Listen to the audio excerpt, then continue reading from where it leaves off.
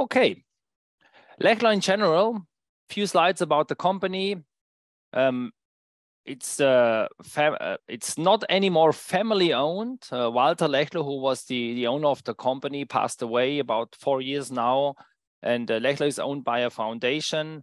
And but still, we are kind of a small company, but totally we have already now also 800 people working for us. You see, globally 800 people working for us. Our headquarters, it's in Germany. It's close to Stuttgart. If you have not been there, maybe I or Jan or your Lechler contact will invite you to visit our headquarters. You see here, it's on the city of Metzingen, about 30 kilometers from Stuttgart. And there in the German GmbH, how is it called? Or limited German, Lechler Limited Germany, about 360 people working in Germany. And only one figure is really important of this slide. It's this here. It's 130 years of experience, how to spray, how distribute all kind of liquids. Not only plant protection materials or liquid fertilizer. As you will see now in a quick video, Lechler is addressing all kind of industries, all kind of applications. And for this reason also, we invested roughly 10 million. This is still a graph here in our new technology center.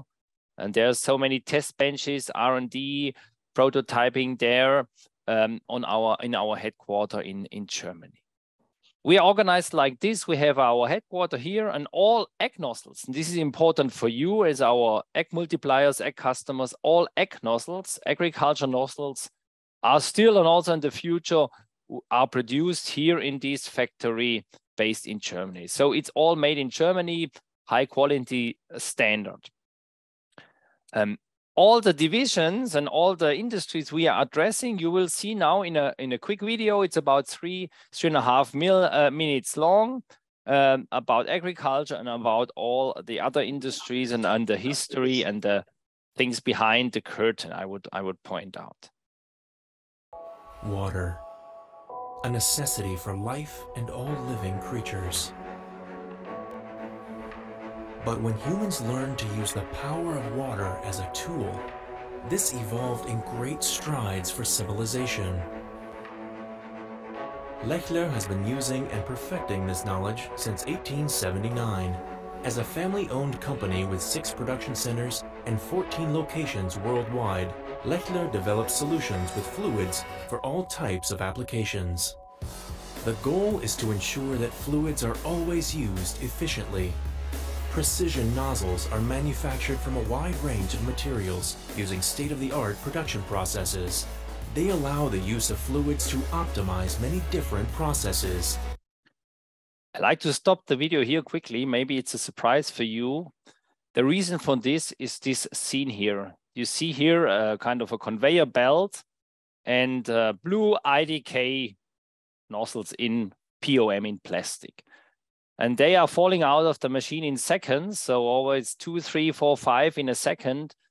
But in reality, the production of those nozzle tips is much more slower. Why is that? Because we need to ensure high quality, because we're talking about real precision parts. It's not not just a piece of plastic, it's a real precision part. So in reality, one of these body, you know, this is an IDK, it's in 2 pieces, the body and the insert.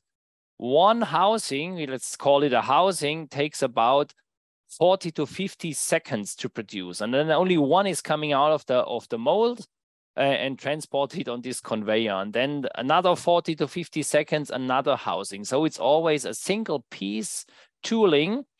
And so it takes much longer to produce those nozzles in that high precision or quality we wanna achieve. So this is not a reality how fast we are producing nozzles in our factory. So we go ahead. For efficiently cleaning all kinds of tanks and containers, for hygienic food production, or even the precise etching of conductors on printed circuit boards. In agriculture, Lechler nozzles distribute the precise amount of pesticides and liquid fertilizers. This increases yield, reduces costs, and protects the environment at the same time.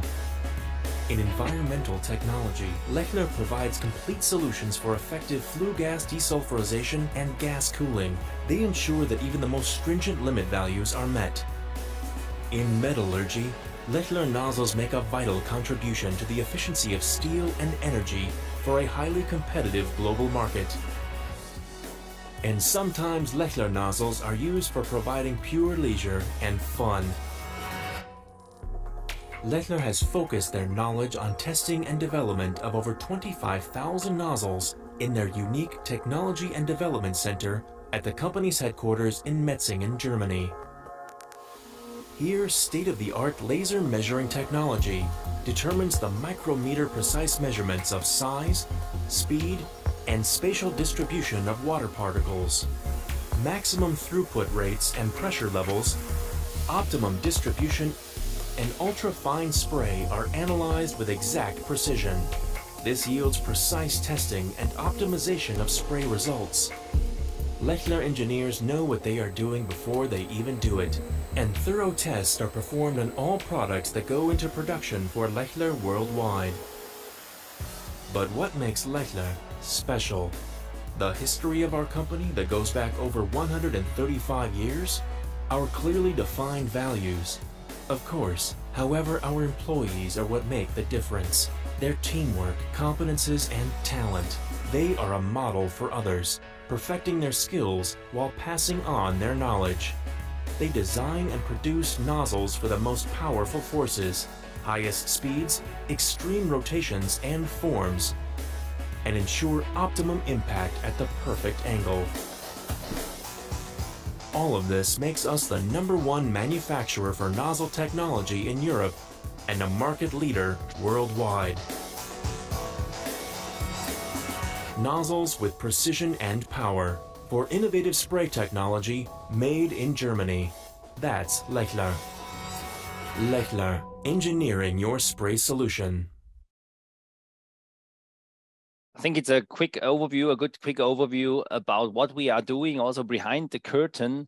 You know, we are deeply analyzing all the nozzles we are developing, and a big benefit for you as our customer, as our agriculture customer, or a customer for one division, for one of our division, but we can afford, you know, many test benches, droplet size measurements, as you have seen in our technology center, as we producing such a huge variety of all kind of nozzles for all kind of industry.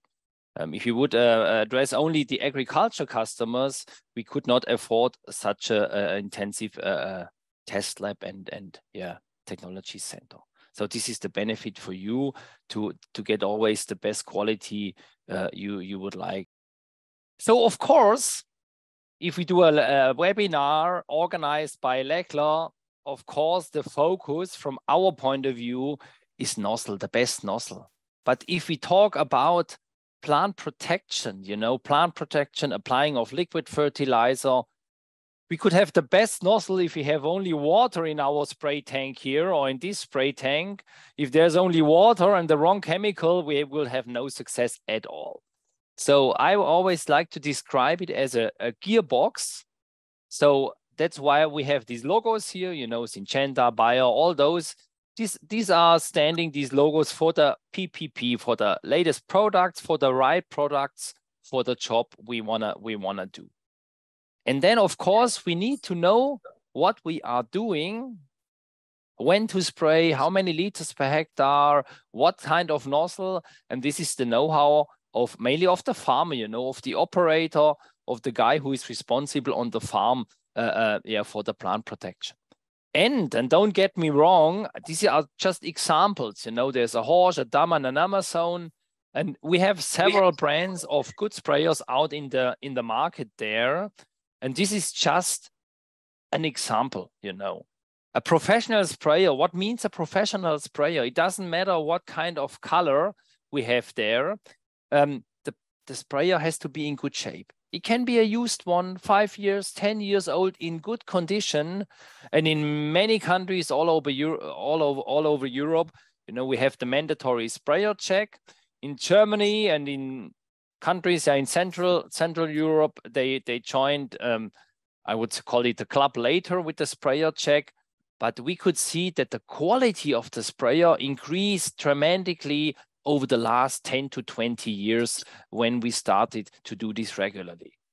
In the past, it was 2 years. Now it's every 3 years. And I always recommend for bigger farmers, they don't have to go every year or every 2 years, because from the point of law, it's a mandatory only every 3 years.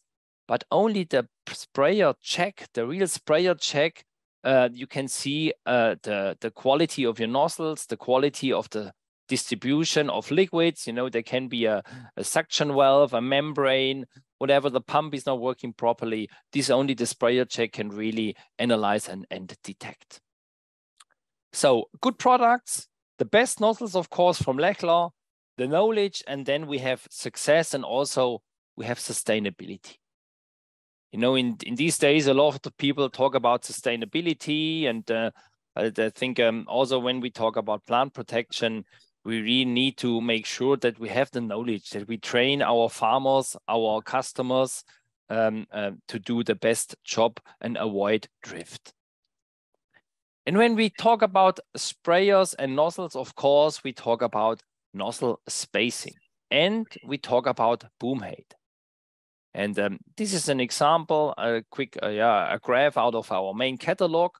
And I will show you also in between in the webinar, where you can find a lot of information out of this webinar already printed in our main catalog in the first section there, the first chapter. Still, the 50 centimeter or the 500 millimeter spacing is the standard spacing over here in Europe. We see a trend, and we will address this in the second half of the webinar. There's also a trend in some countries, especially for a half distance, for a 25 spacing. But for us, also as Lechler, the 25 is coming. We see this, but the standard is 50.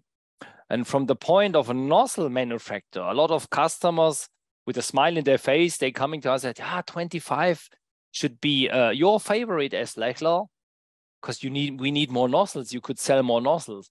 But in reality, that's not the truth, because we can maybe install more nozzles at the first installation with a smaller spacing. But as less liquid is put through each of those nozzles, they also last much longer.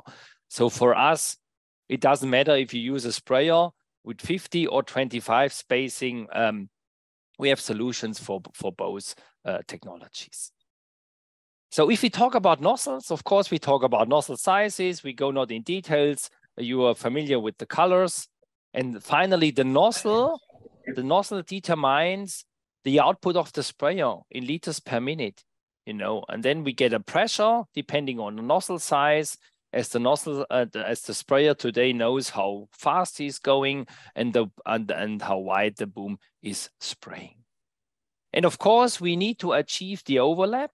You know, standard nozzle angle in field sprayers is 110 or 120 degrees. This is the standard angle to ensure good overlap, even if you go higher or lower or the boom is moving a little bit up and down. We need to have at least a double overlap.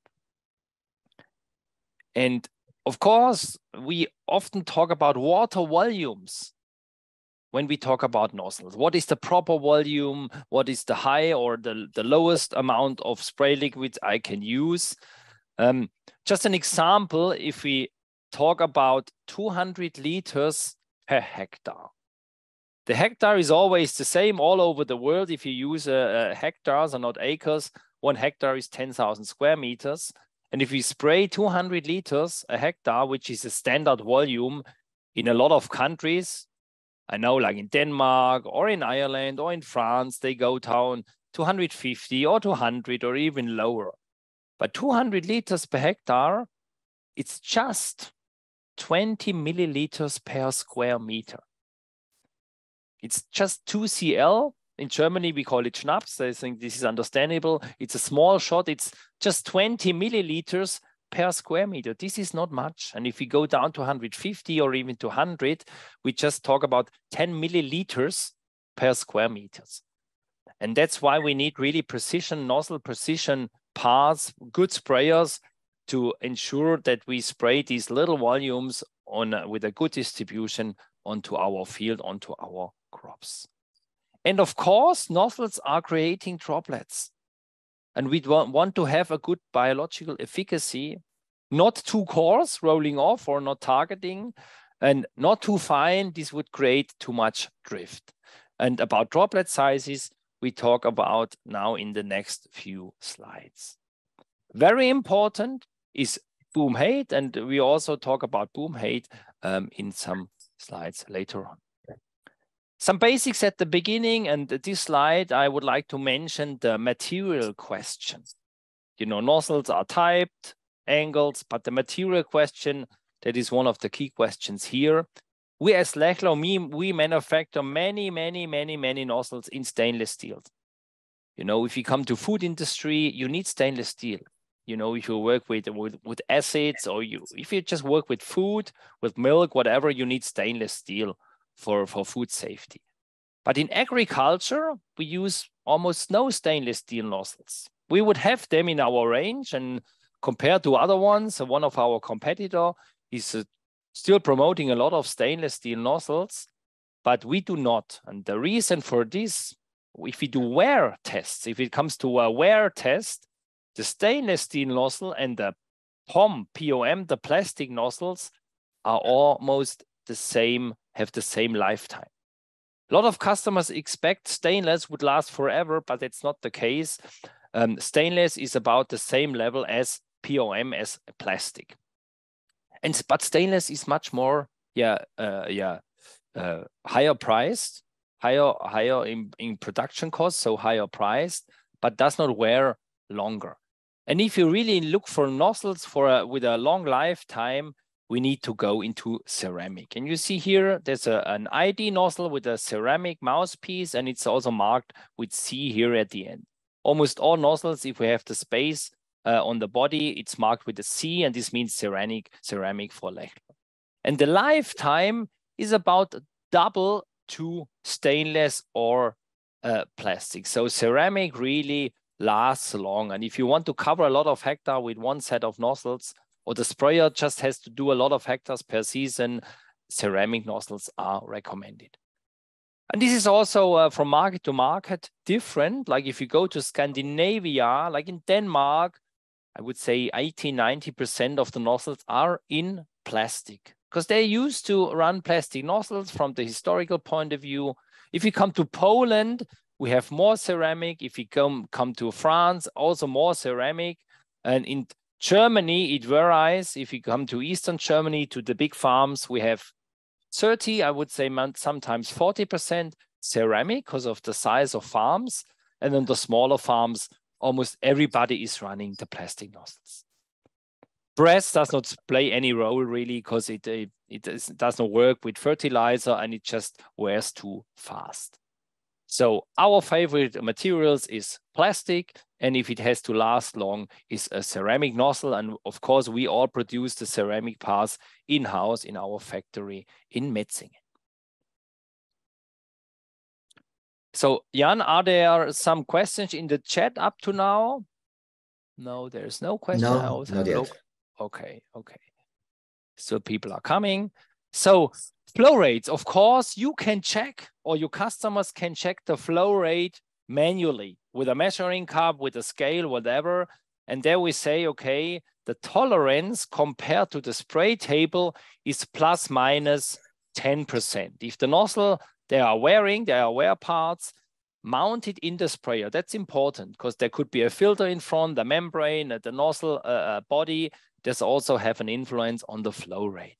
We as Lechler, we have much stricter rules or norms.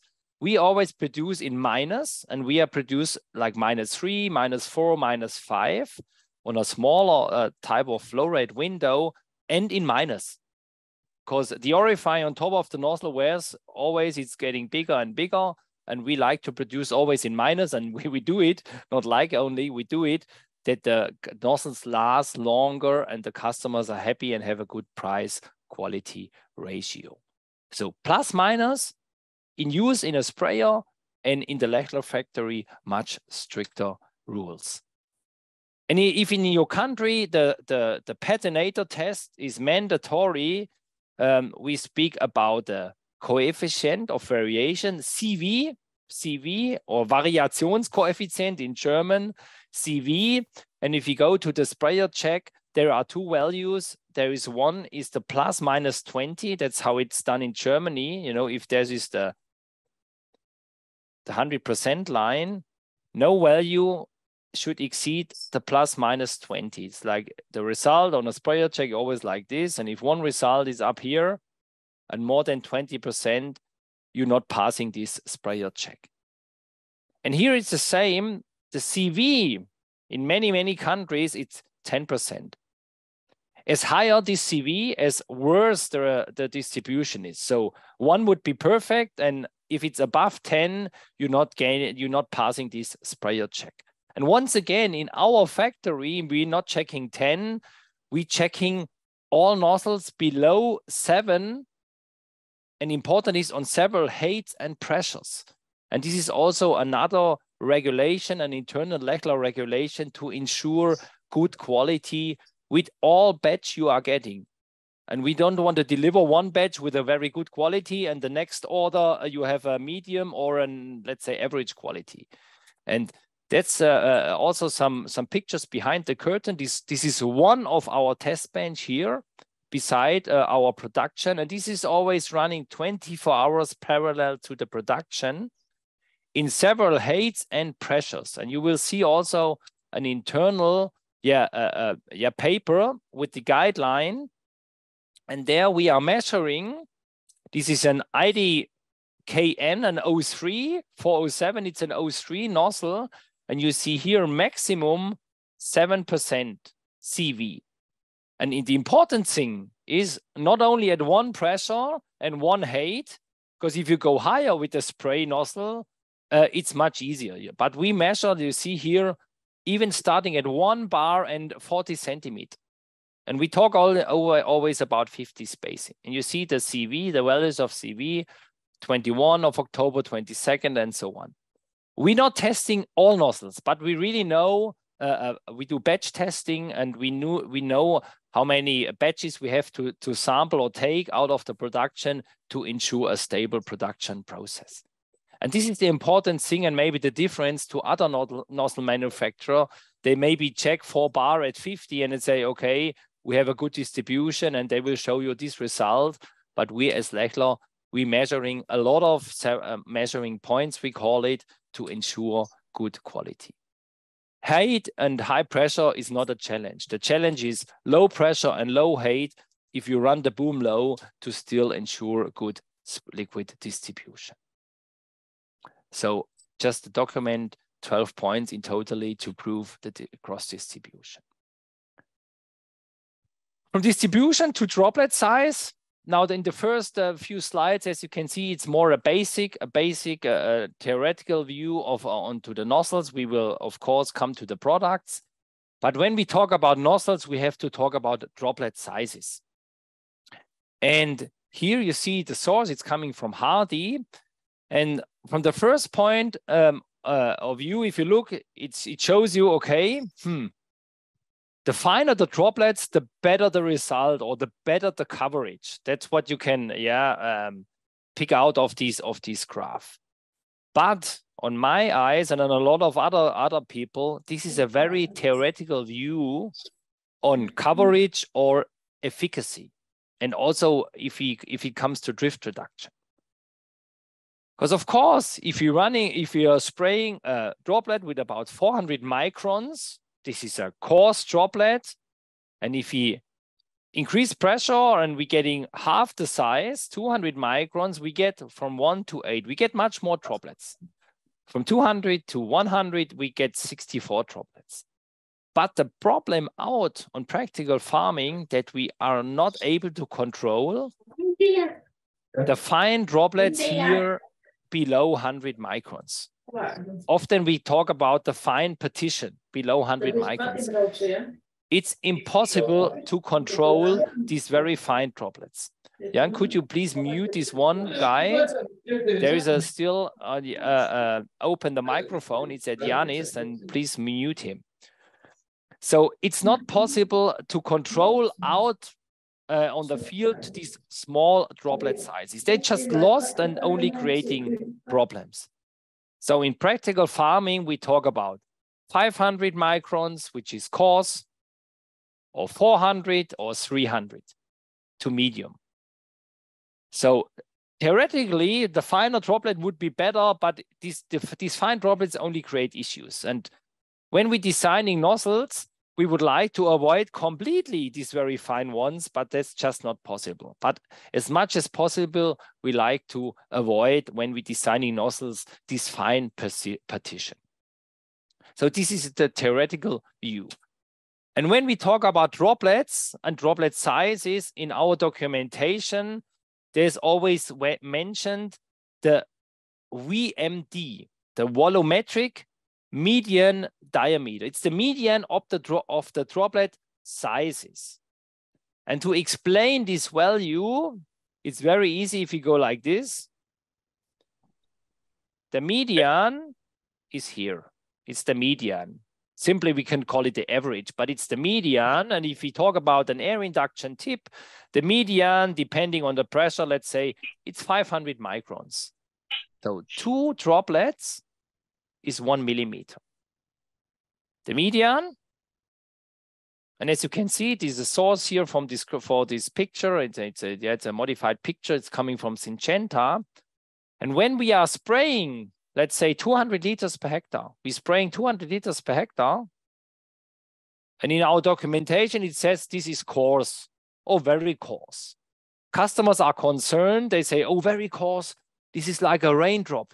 I would need to spray medium, or I need to spray fine. But often they don't know what they're talking about. And if we are spraying, no matter what kind of nozzles or what kind of manufacturer we have, we always have a kind of a mixture of droplets. We have coarse droplets, you see here. We have coarse or very coarse. We have medium types, and we have the little ones. It's always a mixture. And that's why we use, to characterize the spray, always the median.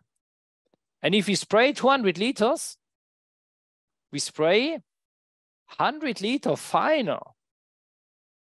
100 liters are sprayed finer than the median. So even if you have a very coarse or a coarse droplet spectra, there is a lot of fine droplets in the spray to ensure coverage. Of course, we want to avoid the very fine ones. This we would like to take out of the spray, but that's technically or physically just impossible. But these partitions should be as small as possible, the very fine ones. And also with the very coarse ones, we would like to take out them off the spray, the very coarse ones like this one here. But it's also a technical or physical reason why we have always some coarse and some fine ones.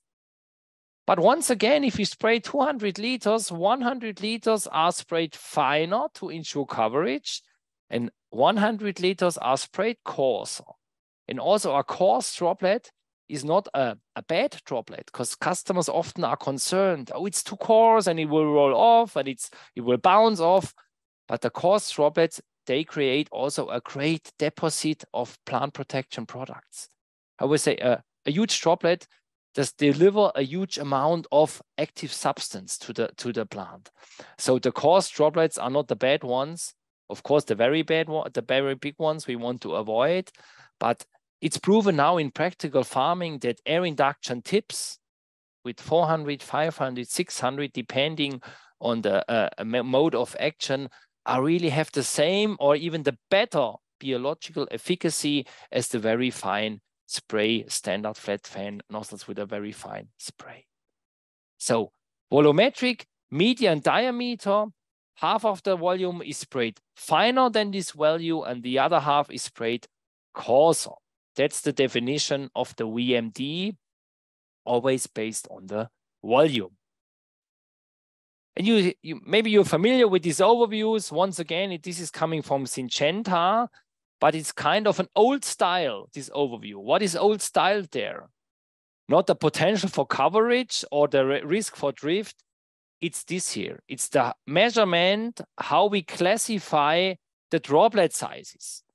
Because droplet sizes are always classified in classes, yes, very coarse, coarse, medium. And there are several standards worldwide. You will get the reason why I'm talking about this detail. In the past, also Lechler used this specification, BCPC. It's a British standard. B stands for British and so on. There's also an American standard. It starts with A, S, and so on. But now, since some years, there is an international standard which should be used from all manufacturers in the future. There's an ISO standard and a new ISO classification for droplet sizes. And the reason for this, in the past, some manufacturers, they used the BCPC, other ones used the American, another one had a mixture. So it's not really comparable from America to UK, to Germany, to Russia, to Australia. Because in several countries, the recommendation how to spray the product is based on the droplet size. So this is important, an important measurement for drift control in several countries. And if everybody is using a different standard, this does not work out on the end. So we at Lechler, we started to measure all our nozzles from 2020 on based on this new ISO standard. And the very important thing is, if you compare nozzles and droplet sizes, you should be aware what kind of standard is behind. Because the different can be one class. The same nozzle measured based on the old standard and now on the new could be measured medium, and now it's measured coarse, but it's the same spray. It's just a different standard behind. A coarse could be very coarse. A very coarse, it stays very coarse. So it could jump up to about one class, or if it's very heavy, from medium to very coarse here. So you should be familiar, if you talk about droplet sizes and you compare nozzles with this point of view, what kind of standard is behind. And now it will take some time till all nozzle manufacturers on the globe will follow this ISO standard. Lechler is already doing this. It's 7 classes, as you can see, from ultra coarse to fine or very fine. ISO droplet size classification, and not anymore the British or the American standard. You can find this on the Lechler website. We will have a look later on to the Lechler website. I will show you where you can find a lot of information, what is the content of this webinar on the website. Yeah, and I see there is in the chat 2 questions. How many nozzles are checked per batch? Yes, that's what I already mentioned. We know, and if you had a closer look, we take out always 10 out of 2,000 or 10 of 3,000 or 10 of 4,000. The question of Paul, just we know out of experience, we know how many we have to control to ensure the quality.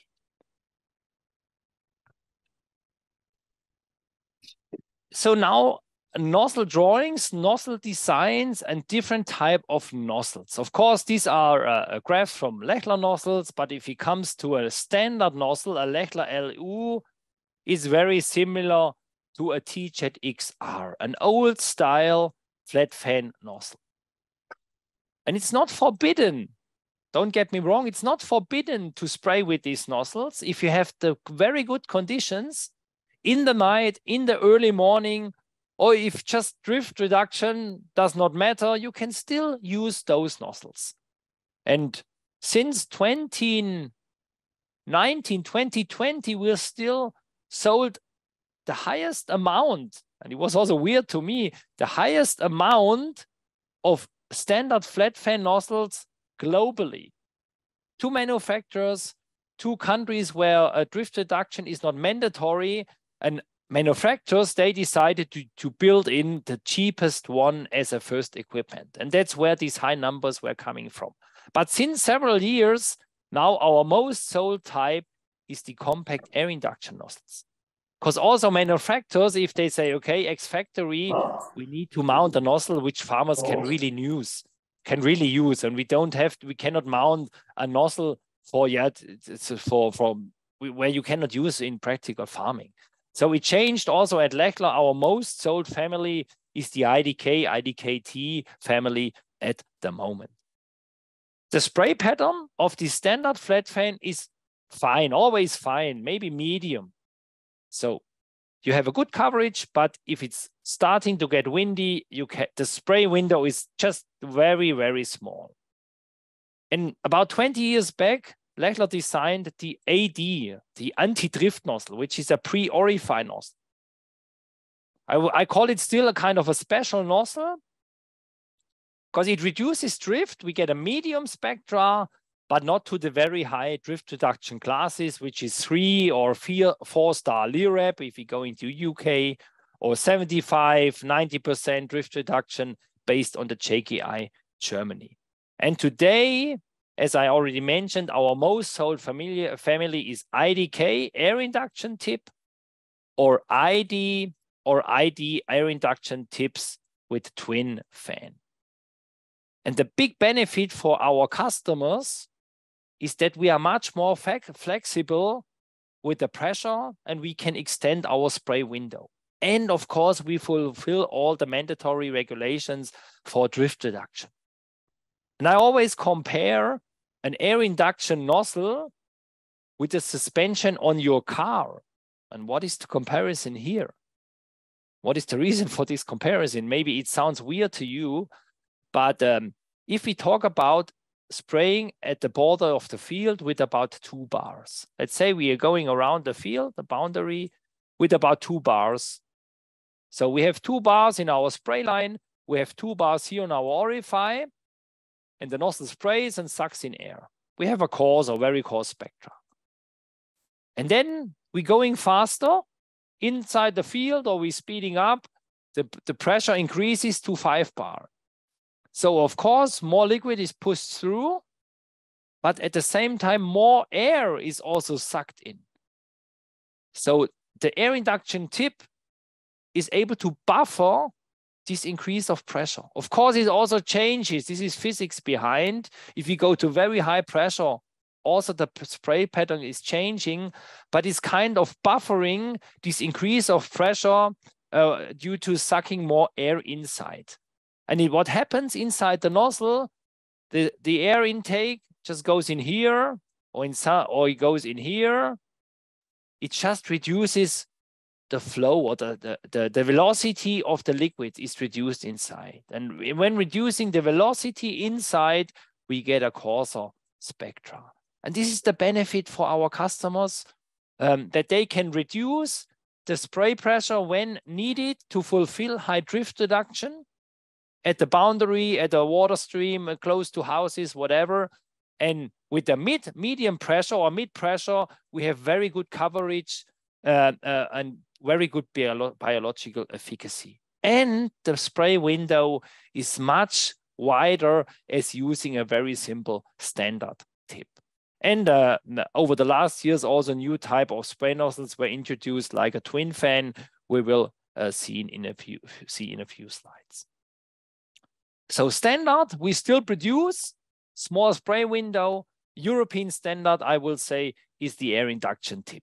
And also in countries with no regulations, like Ukraine, like CIS countries, we're selling more and more over the last years the air induction tips for a proper and good spray quality. There are overviews on our website, and you are familiar. If you're coming from UK, you are more familiar, of course, with the LIREP. This is based on the JKI. A lot of countries in Europe are having their national regulations based on JKI. And the big benefit with Lechler, we have the widest range of drift-reduced nozzles. You see 4-star, 3-star, 90% nozzles, a great variety for you and your customers, the greatest variety of all manufacturers fulfilling these regulations. Also in the Netherlands, this is the Netherlands overview. I don't want to go into details because we have the audience all over Europe, and it would be boring to discuss details for customers from in Ireland when talking to about Netherlands. And if you're working in a country with no regulations at the moment, more and more introducing them, but what would be the benefit for your country if you have no regulations regarding drift reduction? I mentioned the test regulations at Lechler with low pressure, 1 bar, 2 bar, even at low boom, we have a very good distribution.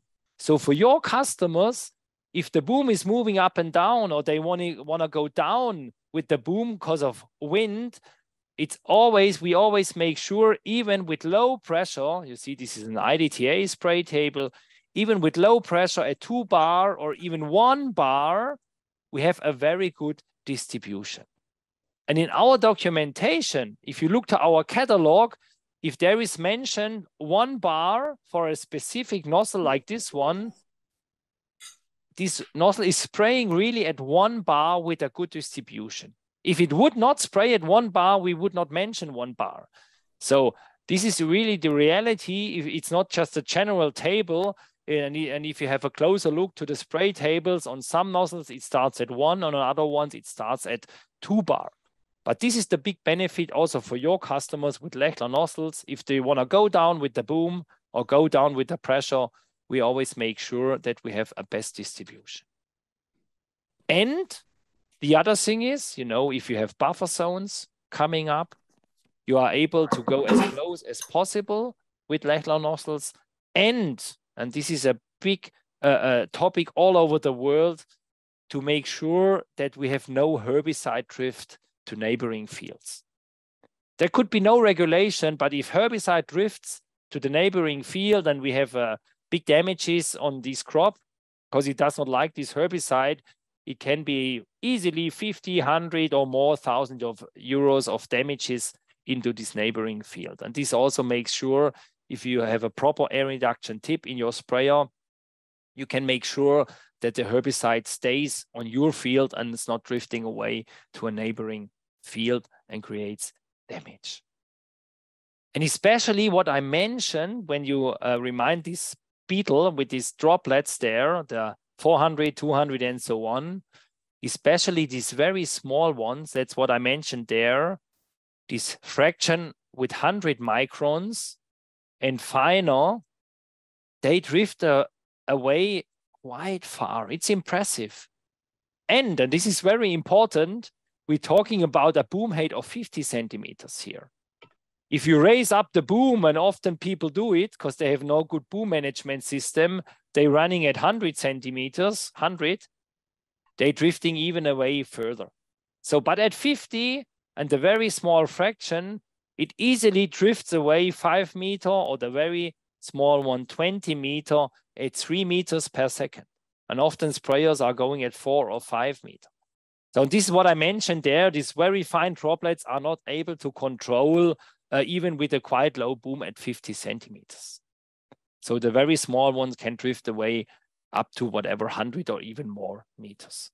So this is the big benefit of Venturi nozzle compared with a good boom management. And later on, we will discuss boom height and lower nozzle spacing. So now I mentioned a lot, I talked a lot about drift reduction, low pressures, but of course your customers and you want to advise the ideal pressure. What is the ideal pressure for this nozzle or this nozzle? Both are blues, 03 ones, 03, 03. So what is the optimal pressure? And with Lechler, it's quite easy. You just go follow the rule. Okay, we're talking a IDK 120, which is about roughly 2.5 centimeters in length, roughly. And this means, just as a guideline, 2.5 bar. In practical, it's 2 to 4 bar. But just mentioning the length, 2.5 centimeters, guide 2.5 bar. And with the long style, in some countries where it's windy, farmers really like to have at least one set of those nozzles on their sprayer.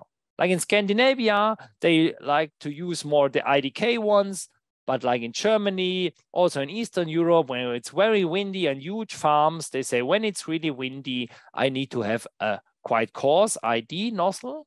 And there the same guideline is there, about 4 centimeter nozzle length, 4 bar recommended pressure.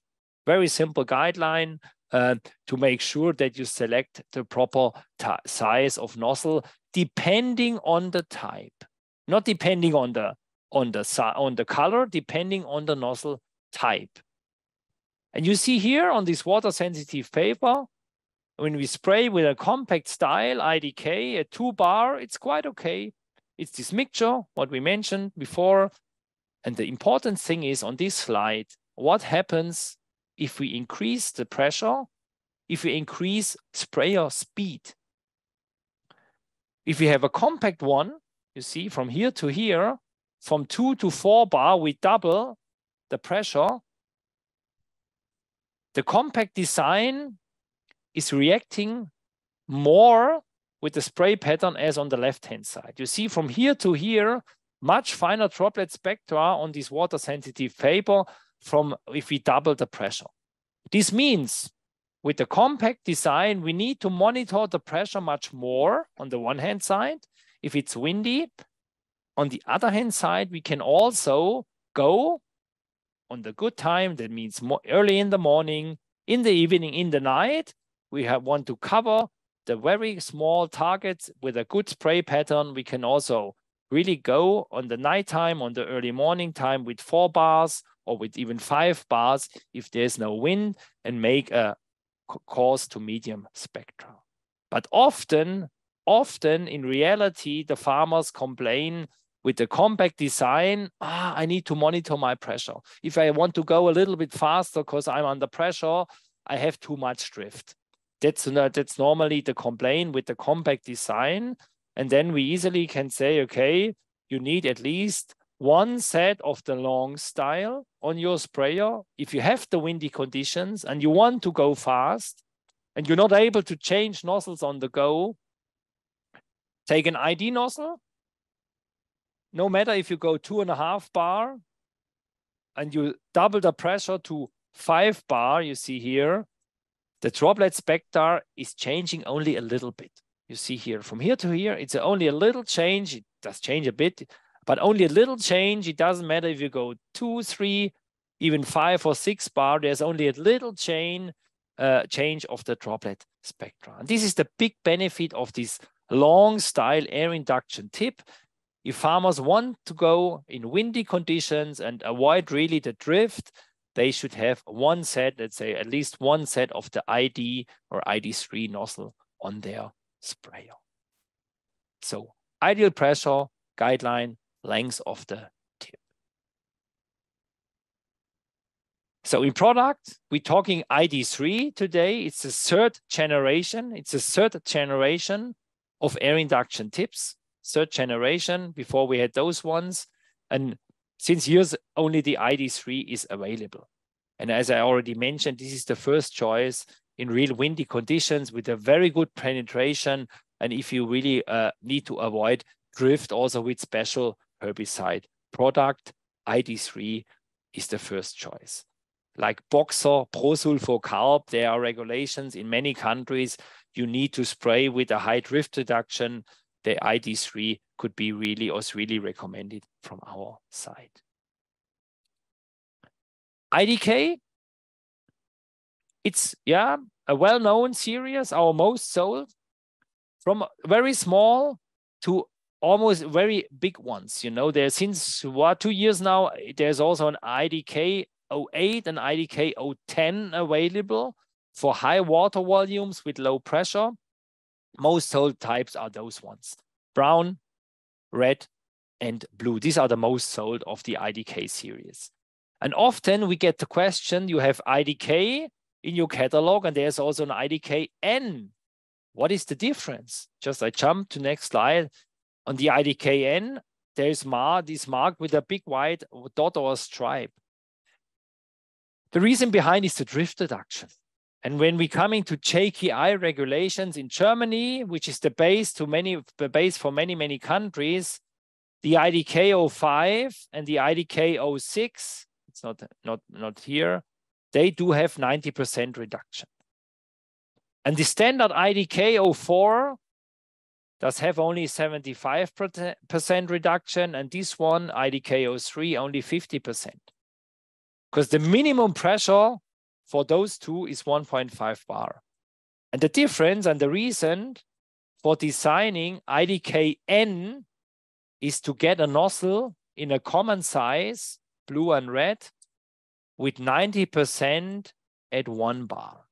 So this is the difference between IDK 03, IDK 04, and IDK-N 03 and 04. It's a 90% reduction if it's mandatory and needed in your country. I always recommend to go as a blue and as a red one to IDK-N. At 3 bars, the droplet spectra is almost the same. At the very low pressure, of course, the IDK-N is a little bit coarser to fulfill the regulations. So this is the difference.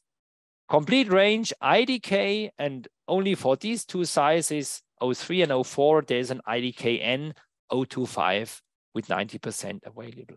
And we are working on this. We are having it already at JKI measurement will be an IDK-N 025. Especially for the lower water volumes, IDK-N 025 is asked from customers since several years, and it was not so easy to design this nozzle to fulfill all parameters. But from next year on, we want to have an IDK-N 025 also with 90% reduction. Hopefully everything goes right with the measurements. So from 24 on, we will have an IDK-N 025 in purple. So we will coming to a coffee break in a few slides soon. The last one before the coffee break will be the IDK-T. IDK-T, it means IDK, air induction compact, and T always is Lechler means twin nozzle. And the IDK-T, it's also really a good seller over the last years because it fulfills a lot of, I would say, challenges, or can fulfill a lot of demands from our customers. If needed, 90%, almost all sizes from 02 up to 06, available also in bigger sizes, new for faster volumes, lower pressure, but 90% or 3 to 4 star rating on a huge variety, and improved coverage and reducing of spray shadows, especially when it comes to herbicides, to leaf herbicide, to contact products. We have a very, very good coverage. If it comes to blackgrass battle, the IDK-T is a very, very good nozzle. If it's windy, we spray at 2 bar. If it's ideal, we go up to 4 bar. So it's a compact design, and the same guide, 2.5 centimeters, 2.5 bar. Of course, if you have 2 spray pattern, in windy conditions, we need to monitor the spray pressure. We have with all twin nozzles. It doesn't matter if it's a Lechler or another one. With twin nozzles, we have a bit more drift because just the wind can attach to 2 spray patterns, to 2 spray jets. And so we have in tendency a little bit more drift. But we can go down with the pressure or use a bigger size of nozzles. But compared to a single fan IDK or even to an ID3, the twin fan has a limit, especially with the higher pressure. And if it comes to a mounted sprayer, sometimes we have a challenge. I just make a drawing. We have a mounted sprayer. The spray boom is very close to the tank. This is the tank here. It can happen that the spray jet, the front spray jet here, hits the tank here in the center. And there we have a mixed setup possible. That means you run IDK-T on the left and the right-hand side of the sprayer. And if this is happening there on a mounted sprayer, then in the middle you can still mount an IDK or IDKN nozzle to avoid spraying on the back frame or the back of the tank with higher boom. So IDKT, really a bestseller over the last years, good drift reduction, very good coverage and avoiding of spray shadows. So you are there almost already 1 hour. Time is running fast. I'm talking a lot, but now it's again your job to mark what is common of spraying speed in your area. So please use the same function as before. Annotations, it's on the right hand. You have the chat, and then you have the comment function. There's a pen. Go to comment, and then stamp or draw, and then use one of those, and then just mark what is common as a spray speed in your area. You know, I take the hard now, and common in Germany, depending where you go, it's 8 to 12 kilometers. Jan always says mark 8 to 12, 10 to 15. Yanni says 13 to 20. So go to annotations or comments, stamp, and then just mark how fast are the sprayers going in your area. 6 to 9, yes, if it comes to smaller fields. A lot of marking 8 to 12 or 10 to 15. Peter B says 8 to 12. Tommy as well. Eric says yes, with modern sprayers. Eric, I know him. He's from the Netherlands, working for a manufacturer. And it's always interesting what kind of audience you have. We also did a German webinar, and a lot of guys from Southwest Germany, Austria, Switzerland were there. And most of the people there marked 6 to 9. Some said, okay, 8 to 10, 8 to 12. So thanks a lot. And now there will be a quick coffee break, and we will quickly go to the Lechler website. And then on the top left, there's the menu button. And then, of course, you can set the languages. And we have several languages available, and we're working to extend or to improve the translations. You see, we have an Italian and a Malaysian and Netherlands language, but the most international one is the one with the German flag, German. There's the German website in English as an English version. Because if you may go to the Netherlands website or to the Swedish, you only find industrial nozzles, and we have no egg website for all those languages mentioned. The most international one is the German website in English language. That's the sense behind the flags and the Germany here. So menu button, of course, products, but I want to show you all the support and the service we have on our website. Of course, catalogs, it speaks for itself. You can download all the catalog, but support for agriculture. So there are several supports here. You see, we have our app. We will have a look later on. Online calculators, spray tables, of course, drift reduced overviews. And what we have, and we will extend these FAQs, the most asked questions, in the near future. There are about 10 mentioned at the moment, but there are another 15 to 20 coming soon. They're at the moment in translation or in final correction. So in a few days, you will have, we will extend the frequently asked questions and answers here on this support agricultural side. Catalogs, you have the catalogs here, and then you can also download the main catalog and also select here only agriculture, and then all the other ones are skipped. And then you can download, of course, only all the literature available here on our website. And on our main catalog, there on the first, there's a chapter with the general basics of nozzles. There you will find a lot of details, what I already mentioned in the first half, like material question, how to properly set the nozzle, and the droplet sizes. All this is mentioned in our main catalog. So we will go back.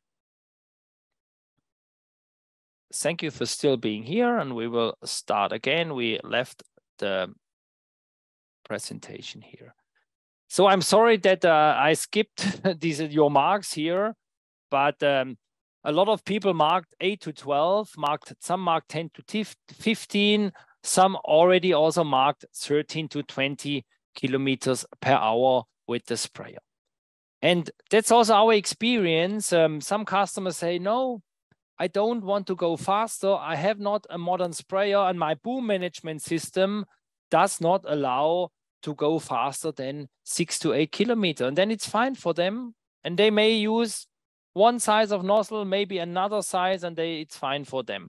They still use maybe an ST or an LU nozzle, and you convince them to use an IDK in the future. And if it comes to huge farms, and especially with self-propelled sprayers, the speed immediately increases.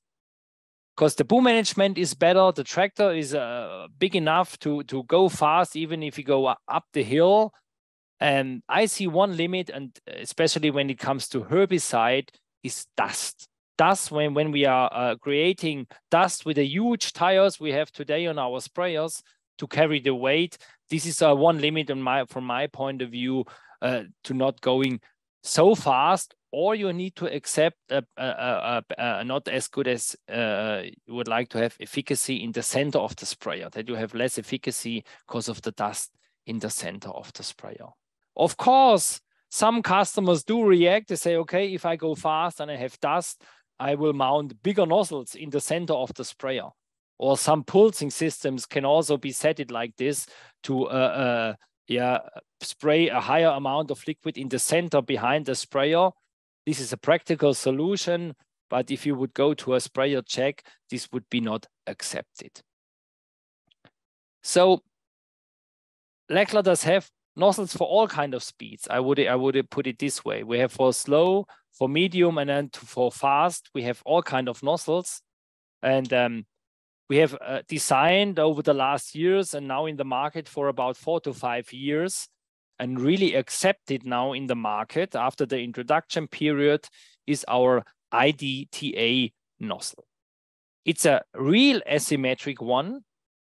And if you go this way and we go faster, and I always mention if you go faster than 10, faster than 12 kilometers, there is the benefit coming of the more flat spray to the back, more angle spray out of the vertical of 50 degrees to ensure coverage on the back side of the plant. First real asymmetric, long style. You see, it's 4 centimeter here, 4 centimeter, same guideline, 4 bar around. And the first real asymmetric, because there are competitors also out there with different spray angles like 30, 70 and 10, 50 and so on. But the challenge is, as we have a different distance to the target for the front pattern as compared to the back pattern, we designed it to have 2 spray angles in one nozzle. And this is unique to have this in one nozzle because we fulfill, you know, at the border, at the end, we have no overspray here. We have no overspray. If we would have the same angle with the back pattern, we would end up here.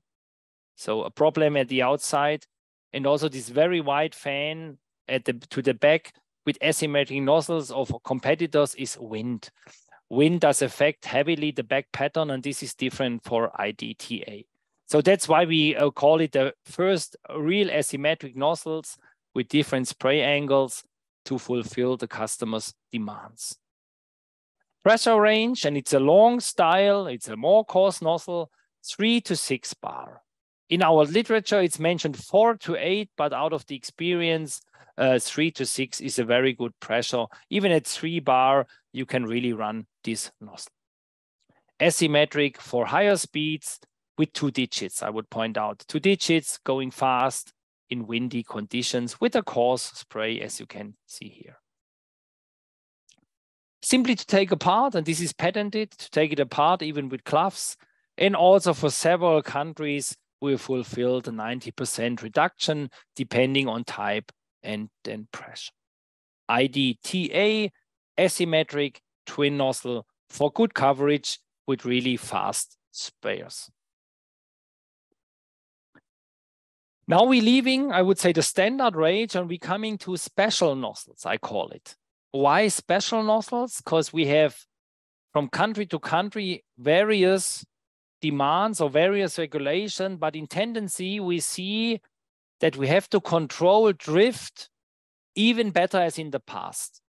And especially with products I mentioned already, Boxer herbicide, Boxer. It's a herbicide, prosulfocarb is the active substance. In Germany, it's mandatory to use 90%. I know in Denmark, it's mandatory 75%, recommended 90%, and in several countries, we have the same challenges. Herbicide drift or drift from one field to the next. And since years, we have the pre-emerge nozzle developed together with Syngenta. It's a very coarse nozzles to fulfill special regulations. That's why I call them special nozzles. You see here 90%, even up to 6 bars. You know, normally we have the 90% at 1 bar with IDKs or at 2 bars, with 3 bars with IDs. But here, due to this very coarse spray, we have a very high drift reduction even at high bars. Why could we get a 95% reduction? And this is a real challenge to get it, because the fine droplets, these very fine ones, as we mentioned, who are drifting away easily, they are completely avoided. In general, this is a coarse spray or a very ultra coarse spray to fulfill this high drift reduction of more than 90%. And that's why they are special. These nozzles are not for a coverage of a grassy leaf where you have a mode of action on the leaf, not on the soil on the soil. This would be the wrong nozzle. But we in the VC, and when we talk to plant protection manufacturers, we see there are more and more strict regulations coming up, and we have the solutions with the proper nozzles. Syngenta or Lechler 3. And there's a follower, and it's now also now in our catalog and available in 3 sizes. The 04 here is the first one, and then the 03 and the 05 will be available. And this will be a complete range of extreme drift reduction and twin nozzle. It's a new series called XDT. The target, or the target we will achieve is also a 90 and even a 95% reduction of drift, but even better application, reduced shadow because of a twin fan spray pattern. It's a quite wide angled nozzle, 40 degrees, because of the big droplets. Because the big droplets are so heavy, they're falling down, immediately leaving the mouthpiece. That's why we decided to go for a 40-40 angled twin fan. And also important, and with all new series, we check the possibility to run a nozzle with PWM sprayers or PWM bodies. And also this XDT is really perfect for running on a PWM sprayer and also fulfill the high drift reduction. As I mentioned, it's for real systemic products and pre-emerge and early post-emerge herbicide application. It's mainly for herbicide, soil-based, but we're doing trials also with systemic fungicides, like on potatoes with this nozzle. That's how it looks like. This were prototypes here on a spray. You see, it's a 40-40 angle, but the droplets are heavy. They're falling down like this. It looks like this in the practical field. Extreme drift reduction twin, a solution for special regulations for PWM and high drift reduction, a special kind of nozzle. Last slide to this. The reason, and when developing nozzle with a high drift reduction, is always monitoring this very fine partition. At the beginning, I mentioned that this hardy beetle, let's call the droplets below 100 microns. This is the challenge. And if you compare an 05 ID, an ID nozzle, which is a coarse nozzle, 05 size, and the V100, the volume below 100 microns, let's say 5 bar, let's go to 5 bar. With a quite coarse 05, we still have 1.5% of these very fine ones. With the pre-emerged Syngenta nozzle, we were down to 0.2. So this is a major step forward regarding drift reduction. And with the new XDT, we could make it this way that we still cut this 0.2 down to 0.05. So almost not measurable, these fine droplets with this new XDT twin fan nozzle. It will go to JKI for approval this year, and then step by step, we will have these approved in various countries in the drift approval lists. Now, field border fence row. You know, imagine there is the field border. If you go to the Netherlands, a border nozzle is mandatory. In a lot of other countries, it's recommended. But you know, overspray, normally it's forbidden. You know, if there's a buffer zone or the neighboring field, you don't want to have the overspray here because this only brings problems, discussions, issues. So it's very easy to use a border or a fence row nozzles. And we have them in our range since years. And the only thing I want to mention here is always the same color with Lechler. If you have a blue IDK nozzle, use a blue IDKS. If you have a red ID or a red IDTA, you use a red one. It's not the same with other manufacturers, but we as Lechler, we immediately reduce the flow rate because the spray width is smaller. It's an 80 degree here. The spray width is smaller, and we immediately reduce the volume here, as you can see here with this more lighted color insert. You know, the inductor here on the IDKS or on the IS, it's light colored, and this shows you that we reduce immediately the flow rate to fulfill and make it easy for the customer. Blue nozzle, blue edge nozzle with Lechler. Red one, red one. It's really mandatory in some countries and really recommended to have no overspray with the last nozzle out of the book.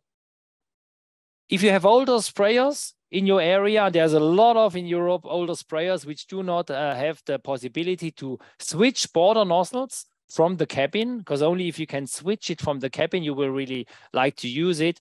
But we designed a retrofit kit to install on sprayers in use, and it's very simple to install. It's no solenoid, it's an electric driven ball valve. Just install it as close as possible to the last nozzle body, and then the liquid goes through it, pick up the liquid here, and then the ball decides, okay, normal spray nozzle, the last one, or the border nozzle.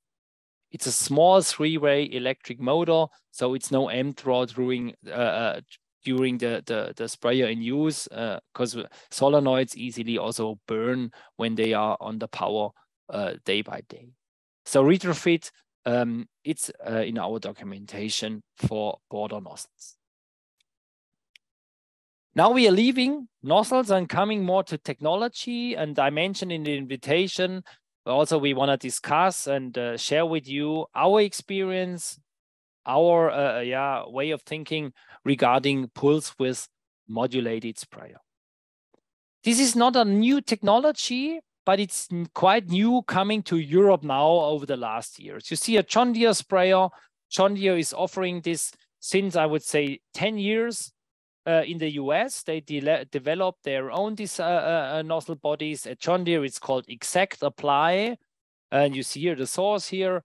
There is Raven is another manufacturer. There is T-Jet, which do have such a system. Also, Lechler does have a pulse width modulation for industry uses. So we have it's called Vario spray for industry, but there the target is another one. They want to spray, if they want to spray very, very low volumes, the nozzle cannot be made so even smaller. So, you know, on a decent size, you have to start to pulse to go on very low volumes. But from the ag point of view, where we at Lechler, we are decided not to produce another pulse width modulated valve for agricultural sprayers, because there are already 5, 6, 7 or more existing out in the market. But to share with you our experience, our information were in the next slides. And from my point of view, with pulse with modulation, it's something with pulsing, with pulse up and down modulation. And the one big benefit that you as an operator, you set the spray pressure in your spray line. So the spray pressure is not changing on the go. Like if you go fast, the spray pressure increases. You may have to can switch nozzle, it goes down, and once again it increases. So this is one of the big benefits, that you as an operator can select the spray pressure depending on nozzle type. Like an IDKT, for instance, it's a compact design, 2.5 or 3 bar, set it. And then the sprayer like pumps up the spray line with 3 bar, and the valve itself determines the flow rate with opening and closing. In my eyes, it's kind of a sewing machine, so a very fast opening and closing per second on each nozzle body. Opening and closing, and due to control of these valves, we can regulate the spray volume depending on speed range, speed of the sprayer. So it's a new technology of regulating the flow rate. It has nothing to do at the first view with biological efficacy. It's a new type or new way of regulating the spray volume. One benefit, so constant pressure. Another benefit is to control the output when doing sharp turns, going the sprayer around like this. When you're going around like this, always on the outside, especially with wide booms, not with a 15-meter boom, but with 27, 30, 36. On the outside, if you go fast and you're turning sharp, you have an underdose here. Of course, you can also react on this if you have a multiple nozzle body. Several manufacturers, they offer this. They say, I have a dual body with 2 nozzles, or I have a quad body with 4 nozzles, and they can have also the options for a curve control, often called, and then they are setting like a smaller nozzle inside here, for instance, an O2 here, an O4 size here, and both together as an O6 on the outside. To also make sure with a multiple nozzle body to ensure the curve compensation, to compensate the underdose when doing sharp turns. And this is with pulse width modulation, very flexible, that the valves can control the output from inside to the outside in a vario mode, let's call it. There are no steps like here. So it's always make sure that the inside and the outside gets enough product. But of course, there's also a limit. The pulsing valves, they can be maximum 100% opened. 100% opened. And we're coming to the next slide. When we're talking pulse width modulation, we have to talk about the so-called duty cycle. What does mean duty cycle? That means nothing else than 100% open, fully open. It's standard spraying. This is the green line, standard spraying, 100% open. And this is also the limit for a pulse width modulated system. If the nozzle size is like 0.5 is installed, of course, the maximum output is 0.5. How to put an 0.6 or 0.8 flow through an 0.5 nozzle, only increasing dramatically the pressure, but that's no solution. So maximum open is 100%. And of course, if we talk about 50% duty cycle, logically, this is half open, as you can see here. Half open, half closed. Half open, half closed. And the range also recommend doing so many measures, also discussing it with the authorities like JKI, 100 fully open to 50. This is the range to recommend to use a PWM system. Of course, technically, it's sometimes 30 or even 25% is possible. You may do this when you go very slow on the headland, or it's just starting when you go very slow. But if you're running fast, for instance, you're running 10 kilometers and the nozzle is open only 30%, that means 2/3 it's closed, then you're getting gaps. You have a worse distribution in cross and in length distribution. Both needs to be measured, cross and length distribution. So to ensure good spray quality, 100 to 50, this is the recommended range, and 30 only in an excuse. So new way of regulation, the flow.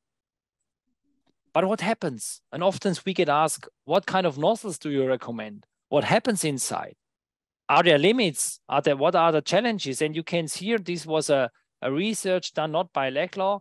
Mr. Butts did it, and he measured with a very sensitive pressure gauge the pressure inside the spray line on a nozzle tip.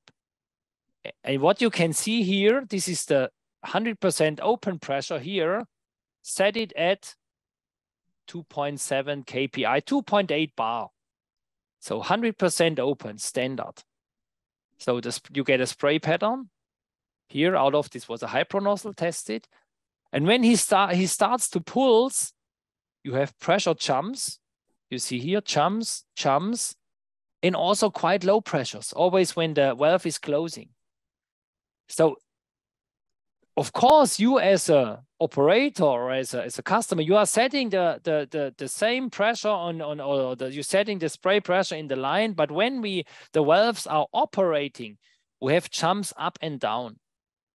And as faster we are operating these valves, this is normally factory set it, as faster they are working, as more jumps, peaks, and lower pressures we have. And the result is, when we're pulsing, the droplet spectra, you remember maybe this, what I draw here, the droplet spectra from standard to pulsing, this is standard to pulsing, the spectra is getting wider. It's getting wider. So maybe same VMD, but the spectra is getting wider because of these peaks and these lower pressures. So the spectra is getting wider. That's why we always also recommend 10 to 30 Hertz should be okay, because as fast as we pulse, we also get more wear inside our valves. So something is happening inside the spray line on the nozzle tips, and that's also one of the results of the regulations at the moment, as the spray spectra is getting wider with pulsing, a bit more fine and a bit more coarse nozzles because of this reason. We skip this. And also here you can see this with IDKN, a Lechler nozzle. To explain here on the, where is my mouse here? This is standard spraying. Droplet sizes with standard spraying.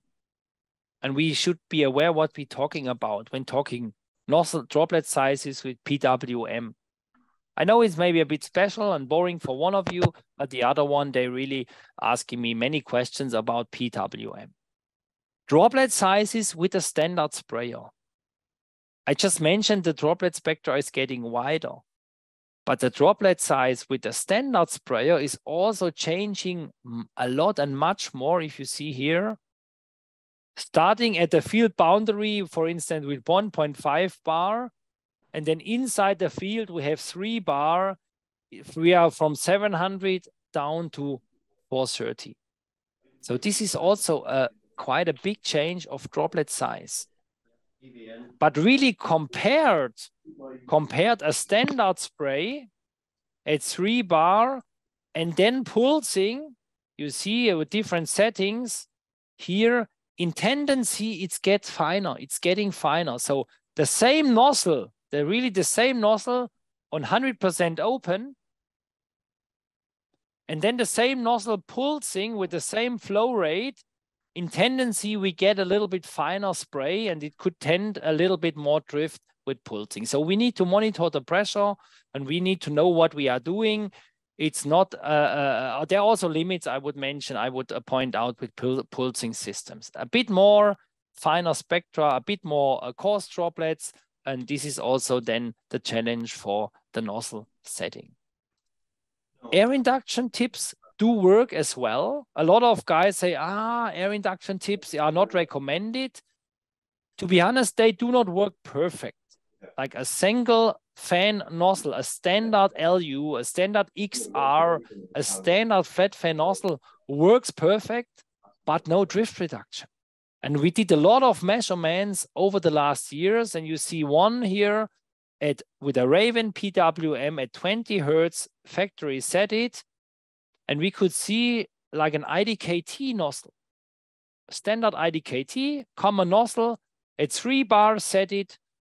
If you run it at 100%, if you run it at 50, if you run it at 30, this IDKT performed really good in lateral. That means cross distribution, measured at, and also longitudinal, like in driving direction. If you go really low on pressure and low on duty cycle, you see we are here hitting some red windows. Same with IDKN, very low pressure and low duty cycle. We're not fulfilling the JKI approval for PWM. But if you're running from 100, once again, to 50 with a medium pressure, see here IDKT and also IDKN performs really good. Of course, the air induction tips, we have some little bit of dripping and spitting, but the volume of the Venturi nozzles, what is maybe coming out of the air intake, it's very, very, very small, and it's not really affecting the distribution in cross and length. So our recommendation at the moment for a good spray pattern on a pulse width modulated sprayer, use a twin fan, IDKT or the IDTA. It improves the distribution because we have 2 fans. The volume of dripping and spitting is very low, but if it comes to very high drift reduction, we may need in the future an XDT, then approved an XDT, or what we also measured like an ID3 also fulfills high drift reduction with pulse width modulated system. And I mentioned already this, when we pulse a bit more coarse and a bit more fine fraction because of this pressure jumps up and down. How to select nozzles? Due to the time, I will skip this slide. Rough said, you need bigger size of nozzles. If you normally run an 04 nozzle, and you go to pulse width modulation, you go to 1 or 2 sizes bigger. And of course, if you have questions, get in touch with us. Also in our catalog, in the basic information, there is a double page how to select nozzles with PWM. Rough said 1 or 2 size bigger, and then we pulse down. I don't want to get into details about nozzle cleaning today. If you have questions, please also go to our website. There is a PDF, go to support and then to maintenance, and there's a PDF how to avoid clogging and how to properly clean nozzles for a good spray pattern over the complete season. Lechler website, support, maintenance. Brushes, mechanical cleaning, good filtering, and ultrasonic bath also works pretty well to get also dirt out of the inside of the nozzle. So 25 centimeter nozzle spacing versus 50 centimeter. Maybe just a quick look, no question in the chat. So 25 versus 50 spacing. Several manufacturers offer the option of half distance. You see one picture here. There's another picture from another manufacturer. But what is the reason for this? What is the reason? You see here, this is this graph first overview. It's coming from this manufacturer. But as I mentioned, several manufacturers offer this. From the historical point of view, it comes from fertilizer drop hoses, because a fertilizer drop hose normally is mounted every 25 centimeter to apply liquid fertilizer. But now with new boom management systems, the booms are able to go closer to the ground or to the crop. And so, of course, the way of the distance for the droplets to the soil or to the crop as lower as we go with the boom, as faster the droplets are inside the canopy or on the ground. So it's logical, of course, if we go low with the boom, we can avoid drift just with the boom height. So in my point of view, the topic of the discussion is not the nozzle spacing, 50 or 25, or in some countries 38, whatever. It's the improved boom management. And if we can go really, really low, and we have a 50 centimeter spacing, and we go very low, like here, overlap is missing. And the reason is improved boom management. If we go very low, then we need to improve cross distribution, and to have the overlap, we need a half spacing of the nozzles. There are pros and there are cons. And this is the next slide now. Pros and cons, and this is the effect I just mentioned. I just have to look a little bit on the time. The effect, and you're already aware of this, if we go very high with the boom, like on a 75 meter boom height, compared to a 50 and maybe a 30 centimeter boom height, depending on the sprayer, we really can avoid the drift. And this is a guy in Belgium did this investigation here from 12 down to 6, cut in half, and even cut in another 2% drift reduction, just with a better boom management. And this is what farmers reporting to us. If they have a new reaction or new active boom management system, they can go fast, use the best spray window, and apply with less drift. But once again, this is a new development of the boom control. Pros of 25 spacing, that we often have the possibility to set the proper nozzle from the cap. Some do it also at 50, but if we have 25, we can do this. In optimal, if we have 25 centimeter spacing and we have a very good boom management system, we can go really low, 40 to 30 centimeters, and we can spray with a fast speed quite in windy conditions because of the low boom. And this means at the end, we have a very high spray capacity, and we can use the best time for spraying. But on the other hand side, and don't get me wrong, on the other hand side, there are also real limits of 25 centimeter nozzle spacing. Because if we go low volumes, like 100 liters, and we're going not so fast, the nozzles are getting very, very small. Because we have the double amount of nozzles spraying on our sprayer, of course, with 25 spacing compared to 50.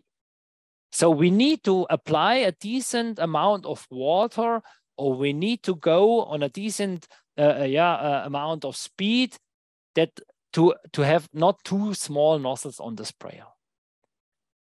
Of course, with the modern sprayer, you can go 10, you can go 12, and you have good filtering system, but this in my eyes the limit. If you go low with low water volumes like 100 liters and we're not going so fast, it's better to run a 50 centimeter spacing, also with a good boom management system and Lechler nozzles. Don't forget, with a 50 centimeter spacing, we check our nozzles in the factory at 40, at 50, and of course at 60 centimeter. So for the very low volumes, I see also a limit of the 25 centimeter spacing because of then sand particles and so on, clogging these very small nozzles. Main topic, improved boom control. That's the topic of the discussion, and not finally the spacing. To select the proper nozzle, I often get these questions, and both type of nozzles are possible. Often sprayers are in use of 120-degree nozzles, even with 25 centimeter spacing, because we're very flexible. We can select, we can combine different type of nozzles, like an IDK T03 with an IDK 03, and then finally together we have an 06 nozzle. And if we go slow, we just run at 50 centimeter spacing, this one type of nozzle. There are special approvals for some countries with a 90-degree nozzle, but they have to run always together. at 25 centimeter spacing to ensure distribution. The benefit, they are very, very stable in windy conditions. Some areas, 90, even 95% is possible of drift reduction, and we have a very heavy penetration with these 90-degree nozzles. But on the other hand side, 90-degree nozzles, they have to run together. We're not as flexible as with 120 degrees to combine them individually. So both types are possible on 25 centimeter spacing, 120 degrees, and also 90 degrees, depending on the customer. So once again, and then we're also leaving now the 25 to 50 centimeter spacing. Please put your questions into the chat, or at the end, we will have a discussion. As mentioned in the invitation, we still have opened the fertilizer topic, and I see there's a lot of content for 2 hours. Of course, we totally accept if you will leave the webinar after 2 hours. It will take now another 30 minutes to address also the fertilizer application. Or in our documentation, you will see a lot of nozzle recommendation based on the main crops. And we are closing the chapter plant protection with this slide. For herbicide in the autumn, in the early spring, to ensure very good coverage, we recommend a twin fan nozzle. It's just better to hit also small targets. But of course, if we want to apply special, once again, Boxer herbicide, I forgot here to put the new recommendation. There will be in the future also the XDT nozzle here mentioned for special recommendations for special herbicides. Also the Boxer nozzle XDT will be mentioned here. Windy condition and penetration deep into the crop. Always a single fan works better. An IDK, sorry, or an what? Sorry.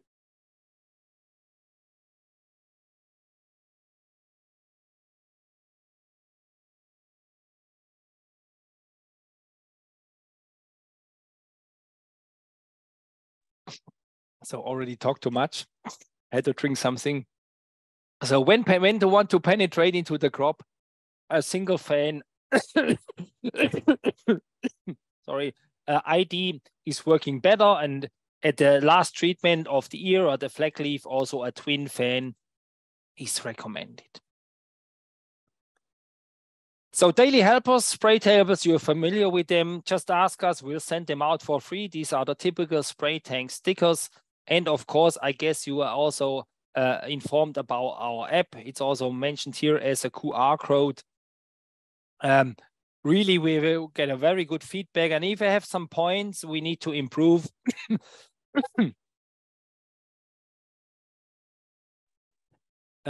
just let us know. We are improving this app month by month or quarter by quarter. Also in the future, there will be a PWM function in here. So our app, just download it for free. There are several languages available and more will come. So any questions, Jan? I do not see any question in the chat. No, it looks like everything is so clear and obvious. So yeah, yeah. Okay. So then we come to liquid fertilizer, and the question for us: is this really the perfect solution? Is this the perfect solution? Of course, from the eyes of Lechler, we do like much more the liquid one, because then we can use our nozzles as the solid, but both is working. And on the long term, we have the same yields. We're working closely together also with fertilizer manufacturers, liquid fertilizer manufacturers. And if they do research and they offer both type of fertilizer, on the long term, with a good quality liquid fertilizer, we get the same yield. But liquid, of course, applied with the sprayer, it's much easier to distribute even in windy condition. And especially if it comes to border, you know, with a fertilizer spreader, if you have rotating discs, and you don't want to throw the liquid fertilizer out of the field boundary, they are reducing the amount of solid fertilizer. And if it comes to liquid fertilizer application with the sprayer, you make sure that you have 100% to the field border. And this is a lot of kilometers and a lot of hectares from farm to farm. This can be easily on a big farm, 50 hectares, where you have a reduced amount of yield on the outside. I know in some areas liquid fertilizer is not available or farmers are not used to do it, but I see more and more farmers, they're thinking about starting with liquid fertilizer. And at the start, they only go the first round around their fields, only around the fields, and the rest they do with the granular fertilizer where they're used to it, just to avoid this underdosage of nitrogen at the field boundary. Here in Germany, over the years, the liquid kilogram of N is cheaper, always a little bit cheaper in the liquid compared to the solid. And if we really coming to dry conditions, the liquid fertilizer spread in the early spring, now when the vegetation is starting soon, a higher amount of liquid fertilizer as a deposit makes sure that the plants get the fertilizer, because when it's dried out and the solid fertilizer is just lying on top of the soil, it's not available really for the plants.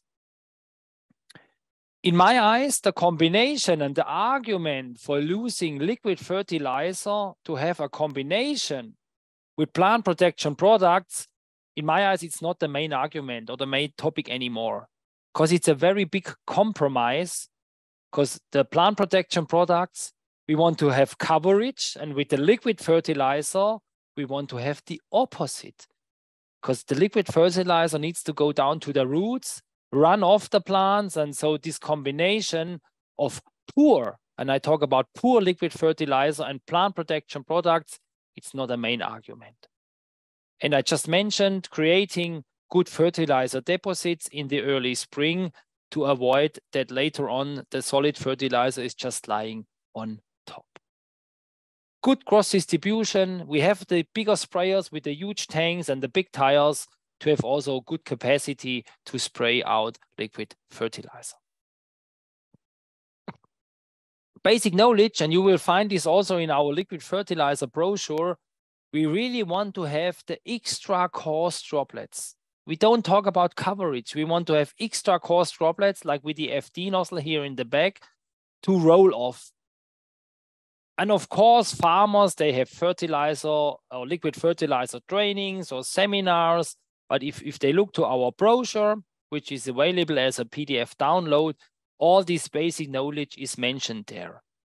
If it's raining, we need to wait because the plant needs to have a wax layer like your skin to protect themselves against the liquid fertilizer.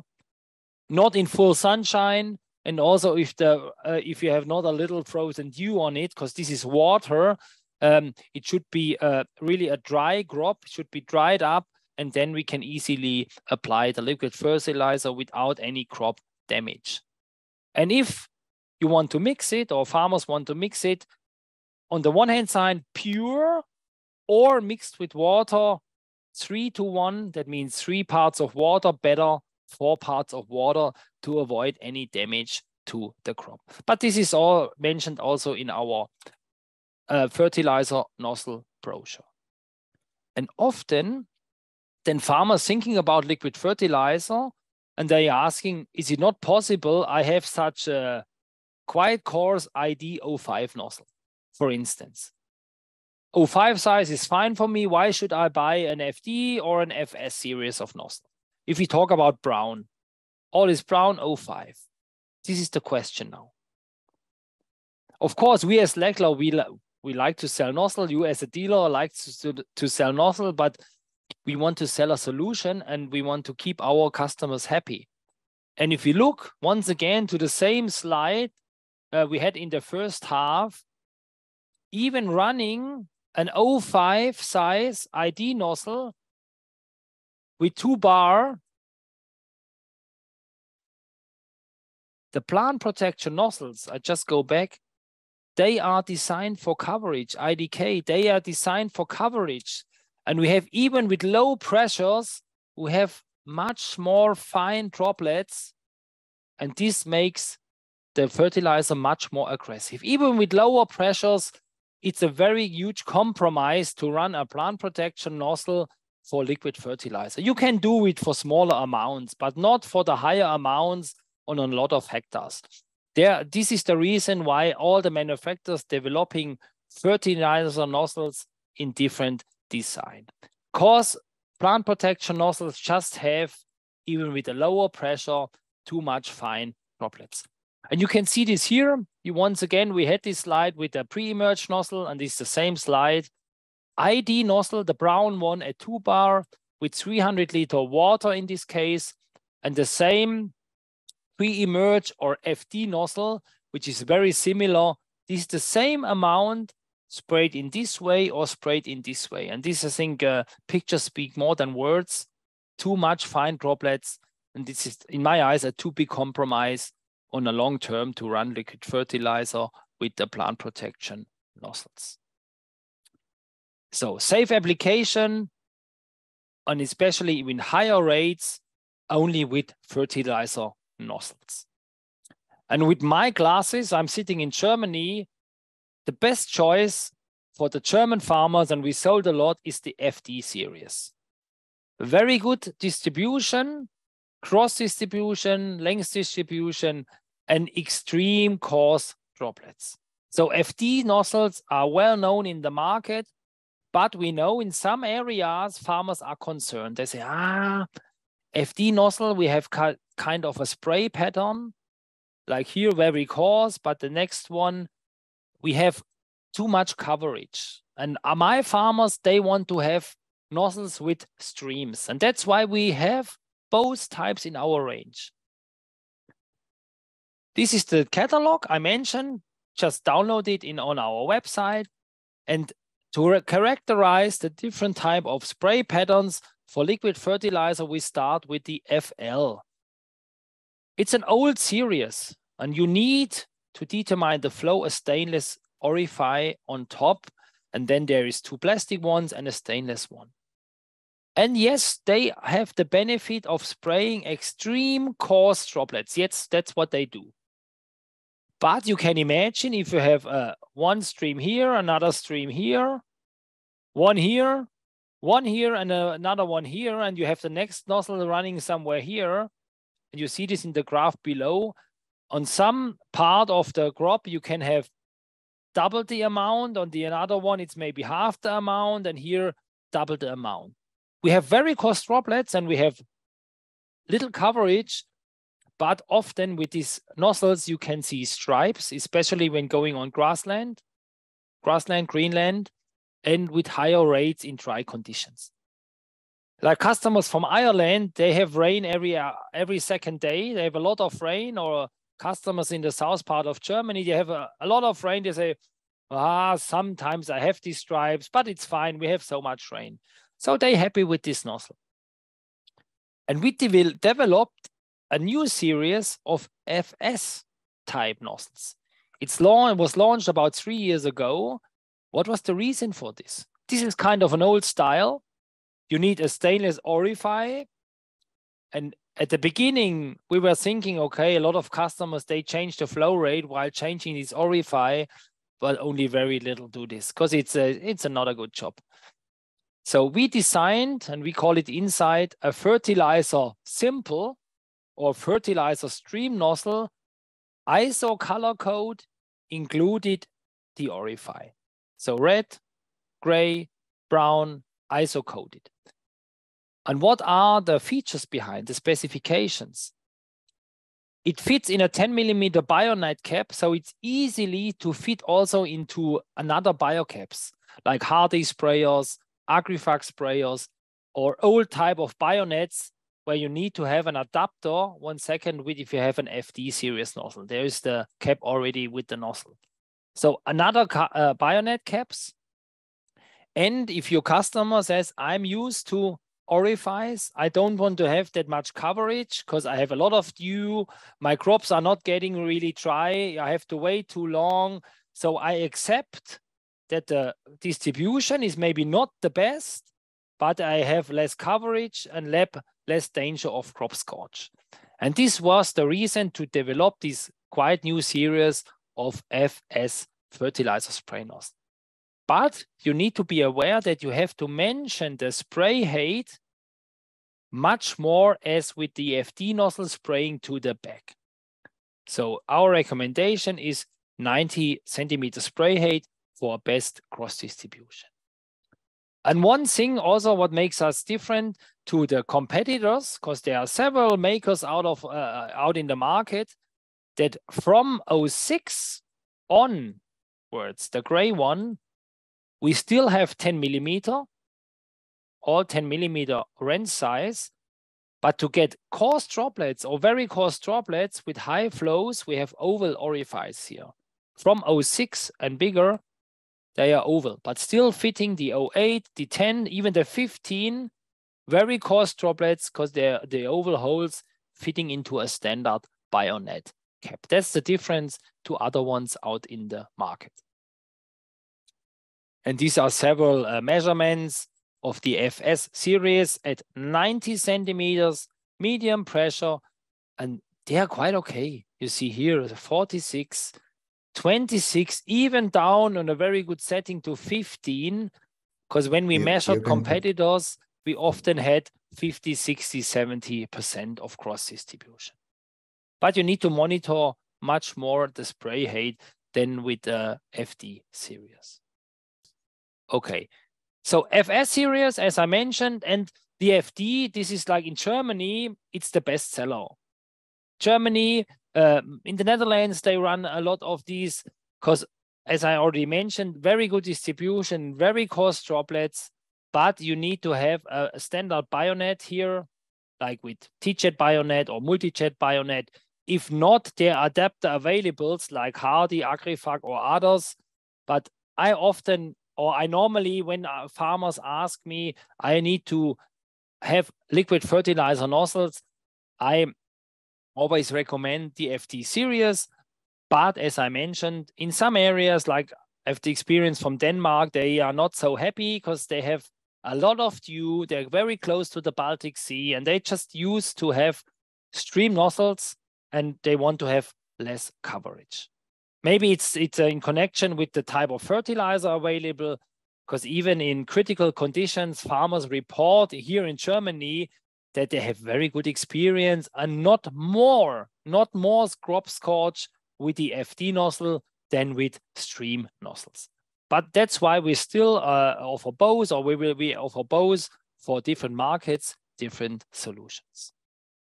What is new? I would just jump over this. New is a fertilizer border nozzle. And no other manufacturer already have this, the fertilizer border nozzle, and it's a 100-degree nozzle off center instead of 130 degrees. You know, a normal FD would like spray like this. And this is brand new. We started to sell this last season. We were a little bit late because of several reasons, just too much products in the pipeline. And from this year on, it's available, a complete range from 02 till 08, and the same color as always with Lechler. Blue FD and blue FB fertilizer border nozzle. And it's designed for the right-hand side, because most of the customers are running around with the right-hand side of the boom to the field boundary. If you would like to have it for the left side, you need to install it the other way around to spray to the front. So fertilizer border nozzle together with the FD series. Of course, you can run it together also with the FS series. Same color, blue and blue, red and red. The optimal setting, if you look to our documentation, would be this, that you have the fertilizer nozzle running here, the border nozzle running here, and switch off the second position. Why this? I discussed a lot with our engineers. I said, yes, if we go to a higher pressure, 2 to 3 bar, it happens that even the second nozzle sprays a little bit out of the boom or onto the field bar or out of the field. But in practical, it's very challenging to switch off the second one if you have an edge nozzle setting. So in my eyes, the second best case in practical farming, you go at lower pressure on the field boundary. The second nozzle is still working and it's maybe spraying onto the border or maybe 5 to 10 centimeters around. And on the second place, the FB nozzle is working and we have a bit of an overdose here. Then it would look like this if you have the second position also running. So at lower pressure, the second nozzle can also be operated. You have a bit of an overdose, but it's a lot better than having a fertilizer nozzle running here, because the last FD nozzle with a high pressure will spray, depending on boom height, at least 70 centimeters out of the field. And this is just a lot of money wasted or as a present to the neighbor. So FB, best case, second one off, but in my eyes, let it run and then just use it as with a lower pressure around the field. What's also not completely new, but was launched last year, is the VR, the variable rate fertilizer nozzle based on the FD series. What is the reason? In short words, if you cannot change nozzle from the cabin, because you have a simple single nozzle body or a triple nozzle body, but your customer wants to do mapping. That means mapping here more and here more fertilizer and here less, and he goes up and down. And he has not the possibility to change nozzles on the sprayer with a button. He needs a variable rate fertilizer. Or on the other hand side, he said, I want to buy one set and cover just more ISO sizes. These are the two reasons: mapping or covering a higher flow rate with one ISO size. Two ones are available, the design M and the design L. And the M is this one, starting at 1 liters per minute fertilizer from 2 bar, I always say up to 6 bar. You see here, and then you can see we can cover from 0.35, 1 liter with one size, increasing pressure. At 5 bar, we exceeding 0.5. At 6 bar, we exceeding 0.6. So you can see here with the VRM, and this is the more sold type, from 0.3, 0.35 to 0.6. If you go with really high pressure, even to 0.8 flow rate. And the L for the bigger flow. Technology inside we developed over the last 3 years. It's an own development, and it's different to competitors. Competitors to have a simple rubber orifice which reacts to cold fertilizer, warm conditions, or just the rubber gets older and more hard. If it's new, it maybe works, or other ones have like simple springs, rubber elements, and we have a complete stainless steel design inside, and it works like this, that we have always, I switch to green here, we have one orifice open here. One is always open here, the smaller one. This is always open, and the other two here, and there's another one here, they are covered with this yellow element here. And if you increase pressure, this element just bends down a little bit like this, opens the orifices here, and that's the reason why we have this very constant increase of flow rate. Because we measured all the competitors and we know that we have here developed a really good solution. But to be honest, all those nozzles needs good filtering. Because if you have a lot of particles inside the sprayer or particles of sand, they could stick inside here somewhere. That's why we recommend AT-mesh filtering as a nozzle strainer here on top. It's delivered with a nozzle strainer, or 80 or even 100 mesh section strainer, which some of those sprayers are already equipped. So section or pressure filter, as you see here, we recommend just for a reliable use, a good filtering to not have sticking sand particles. If it happens, and we discover this also on our development, if it happens, just put the pressure to the max, like real max pressure, this bends down, and you can also flush out particles out of the nozzle or take it apart after the season for cleaning. Robust stainless insert with the VR variable rate fertilizer nozzle. It's packed in a carton box. This was the first package. Now it's packed in a carton box, but it always comes as a package in 10 pieces, including a 80 mesh strainer.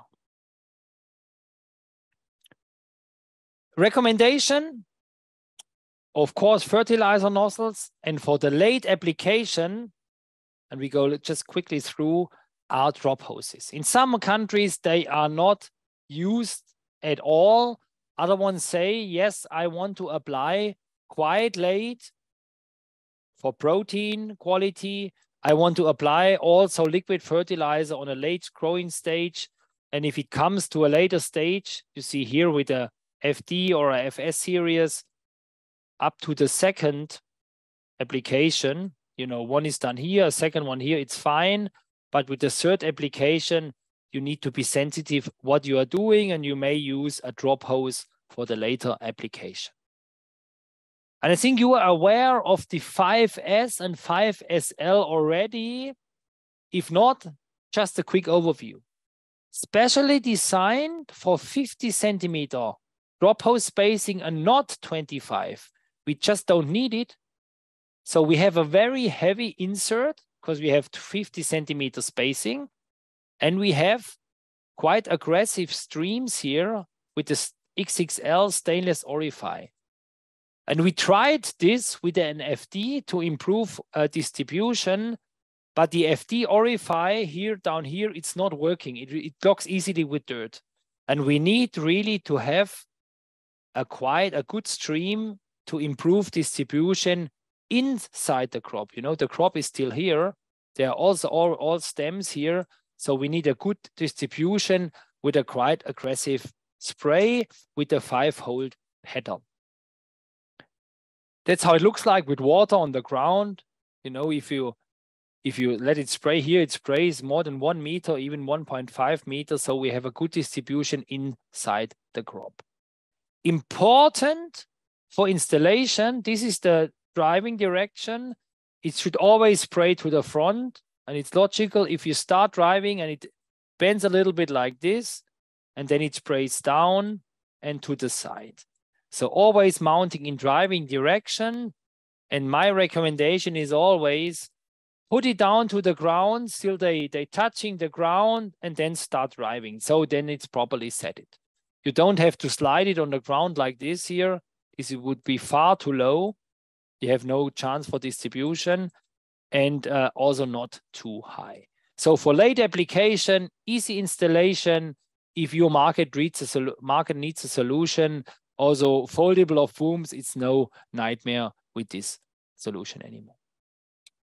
5SL also available in our YouTube channel. You can have a look. I personally took this video. It was a heavy crop of wheat in a good brown soil, 8 to 10 tons crop, and really a good performance, and a satisfied customers with this sprayer here. 2 types because of the flow rates. Different orifices here, 5S and 5SL, as mentioned in our literature. If you want to go into row crops like corn or sunflower, we have also a solution, and we call it relocation kit. It's easily done by fitting a different nozzle body or a new nozzle body directly in the middle or between the rows for 75 or 60 or 80 or whatever row distance you want to go for. And also for band spraying, and this is also addressing to the question, band spraying. This also can be used for band spraying on another row spacing as your sprayer already have. Relocation kit for liquid fertilizer drop hoses or for band spraying. A special one is side dressing in connection with our drop leg. There's a Y kit available, and this comes from Northern America for countries where a lot of corn is grown. Corn for grain, not silage. They want to apply quite late with 0.5 meter, 1 meter, or even taller corn, apply liquid fertilizer close to the plant. It's called side dressing in English. Oh, wrong drawing. And we can address this, but it's also new for us, the drop leg and then the Y kit for a side dressing of liquid fertilizer. More for the eastern, southeastern area of Europe where a lot of corn for grain is grown and in dry conditions. Daily helpers, and we are almost through now. Thanks for your being here, for your attention. Fertilizer spray table, of course, also the app is available for liquid fertilizer. Just download it here. It's really helpful for liquid fertilizer. You can set all the parameters and really find out quickly which nozzle is the best. My summary, and then we start the discussion. Air induction nozzles, air induction tips are really state of the art. Even in regions where we have little or no regulations, more and more customers using it. They want to avoid drift because money is blown away. They don't want to have herbicide drift to the neighbor. Good biological effect is proven. Pressure comparing to nozzle lengths. And if it's needed, we're getting up to 90 or even 95% reduction of spray drift. Double flat jet, better coverage, a little bit more drift in windy conditions. So we need to select the proper sizes.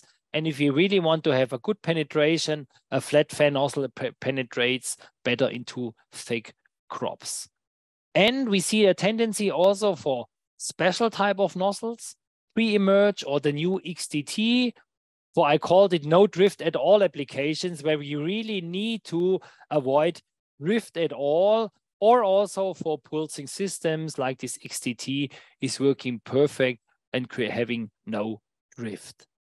And the standard, the old type standard flat fan, we will still have them in our range, or the pre-orified ones, but they are available for, I call it special treatments, like really in the night, on very high humidity, when you're going on very low volumes, then we still, and also in the future, will have them available.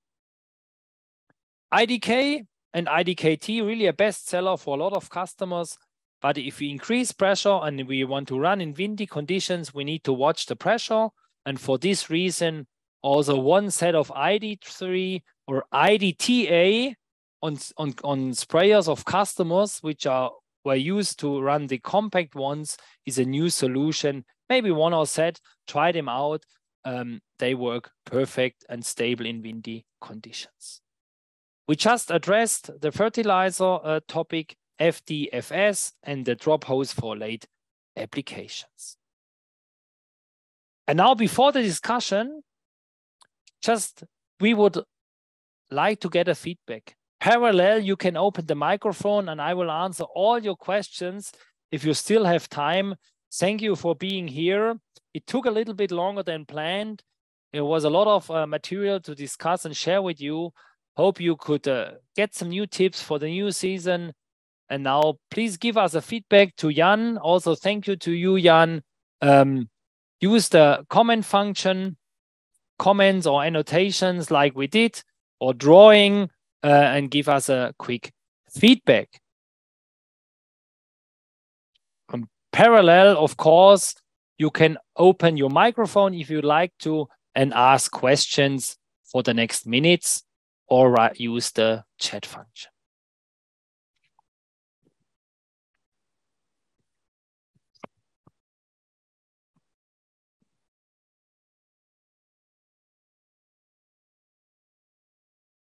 Jan, do you have a question?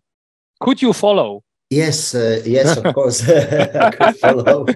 Thank you. It was very clear and nicely said. You're really very good in presenting our information in a very concise and really communicative way.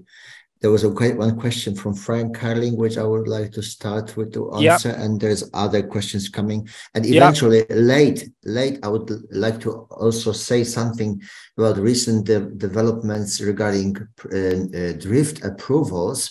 I'm representing countries where most of them do not have yet the drift official approval, apart from Scandinavia and Czechia in my territory where I work.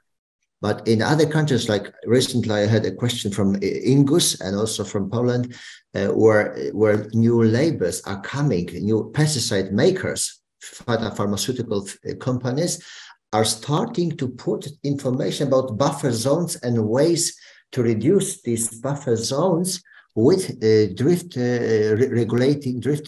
limiting techniques. So I wanted to pay attention that to other people from other countries without this regulation, to just pay attention and start to use that.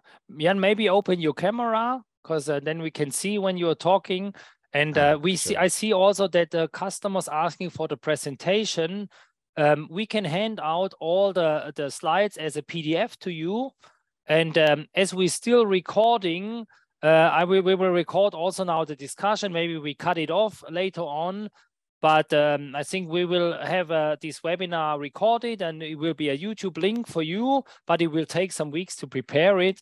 And of course, you can get also the slides. Get in touch with me or Jan or with Mr. Barmüller. I know you are from Wall McAuley, you're from Ireland. We want to not upload it to everybody, but you can also, of course, get these slides as a PDF file.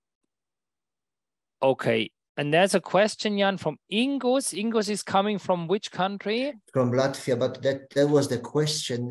He passed that over to me a few days ago regarding the labels of pesticides. And the drift regulation, so which is not here, which I answered in a way. But now the question from Frank from Caroline from Norway about this 50% reducing pesticide usage in all over European Union, especially European countries. It's when I discussing with authorities or advisors, they say the 50% is the target we want to sow. So I understand it at the moment as a target. They're setting a target. I think also the European Union people and I would say the farmers expert, they know that it's very hard to get a 50% reduction with the same quality, same amount, same price for food if farmers just cut off half of the pesticides. We see the major trend in herbicides that we have the possibility to cut down the herbicide amounts, and you see all those mechanical weeders and harrows and coming more and more, and also of course band spraying. And I see two developments. Herbicides, we have a possibility to cut off with band spraying, and a combination maybe of band spraying and harrowing. And I did not mention now our new development of band spraying nozzle, which is tested again this season, and it will be a 30-degree band spraying nozzle drift reduction, and it will be launched on Agritechnica in November, on Hanover, and will be available for 2024 on. So a solution where you can use a band sprayer or a harrow band spray combination, or even with a sprayer with a good boom management. And we have guys doing it already with a 30-degree industrial nozzle. Here in Germany on sugar beets, we have a commonly 50 centimeter spacing, and they have, of course, 50 centimeter nozzle spacing on their sprayer, and they go down really low with the boom and using a 30-degree flat fan nozzle for band spraying with the sprayer. But it's a real challenge. It has to be everything perfectly seeded. It's really Champions League. It's not Bundesliga, it's really Champions League or even higher, because even if running RTK systems, there can be also a bit of a movement of the sprayer, of the seeder. So it's really a challenge. So And I hear also from Denmark, they also tried here and there because they're ahead of us in reduction programs. They say the tendency is a real band sprayer. A band sprayer may be wheel guided with wheel, only doing this band spraying, or the harrow with the tools above the ground. And so the harrow is running at the same width as the seeder to really get the band onto the row and not 10 centimeters beside. Because if the band is just 15 centimeters wide and you're 10 centimeters off, you're completely off. It's a real challenge, but this is the reason why we are developing new series of band spraying nozzles, drift reduced. And for fungicides and insecticides, especially see for fungicides, the variety of crops will change. The variety of wheat, which maybe needs 3 or 4 fungicide treatments for a high yield, will be just out of the selection. And it will move to more varieties where you maybe have only 1 or 2 applications needed for a really good yield. Because fungicides, we cannot use a harrow or cannot take them out with the mechanical solutions. No. As you could read, understood in between the lines, that this band spraying is good for row crops, of course. Yes. I talk about row crops. Maybe we go to wider spacing, 25 centimeter spacing in cereals. These are some trials in England do this in the heavy blackgrass conditions. So they spray in between with a hooded sprayer, and inside the row, it's more dense crop to fight as a competition against blackgrass. But this is very special. But I see the tendency on conventional farming still on the standard row spacing. Maybe on organic, it goes to 25 centimeter. Because they can also use a harrow in between the cereals rows. Yeah, thank you. And there's another question from Ingus, actually, I haven't noticed at first, from Latvia, our importer in Latvia. Yeah. Can you read, or should I read that? Yeah, I can just read. Will there be tests for drift reduction which are measured in meter per second, not percentage? Farmers, it's hard to understand the percentage. Yeah. I can understand maybe simply to explain how it's measured. Over here, like in Germany, I think the same in Latvia, the maximum wind speed for spraying is 5 meters per second. Is it the same in Poland, Jan, 5 meters per second, or is there no regulation? We have 4 mostly in our geography, 4 meters per second as a limit. And as you know, we have in our range of accessory, we have the pocket wind 4 called, and for about 2 years it was not available because we had a problem with our supplier. You can see it in the camera. Now it's available again, and it's not only a wind meter, it's also a kind of a weather station. You can measure the dew point and the humidity when you want to go down with the water volume. And of course you can check the wind speed. And 5 meter in boom height, that means 50 centimeter, that's a heavy wind. Because sometimes customers ask me, I want to spray at 7-8 meters per second. And often I ask them, do you know 8 meters per second, how fast wind this is? I think you would not go, even not with an ID3 nozzle.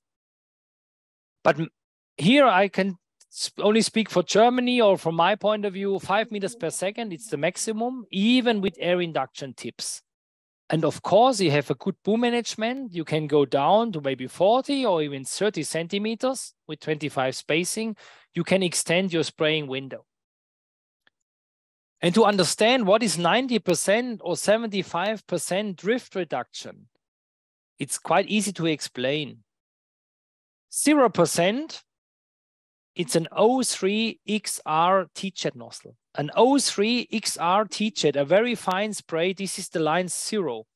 This is like a set it or since years, this is 0%.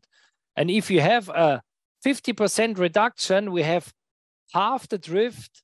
There's a fine XR O3 nozzle. And if you have 90%, I mentioned like this, 90%, we have 90% less drift as the very fine XR03 or LU03 would be the same. So this is the comparison. The very fine spray is 0. And if you run an IDKT, for instance, at 2.5 bar, you cut this down to 50%. Because an IDKT at 2.5 bar is roughly 50% reduction. So you cut the drift in half. If you have 90% like this, you have really cut it down the drift down to 90%. So always comparable LU XR03 and then down. And meters per second, the measurements done in Germany, if it comes to field measurements, maybe I quickly show you a field measurement, 1 second. I have a picture of a field measurement here.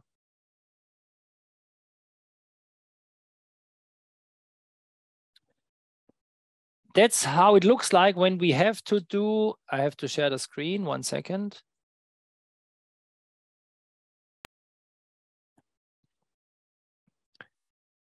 Because normally nozzles are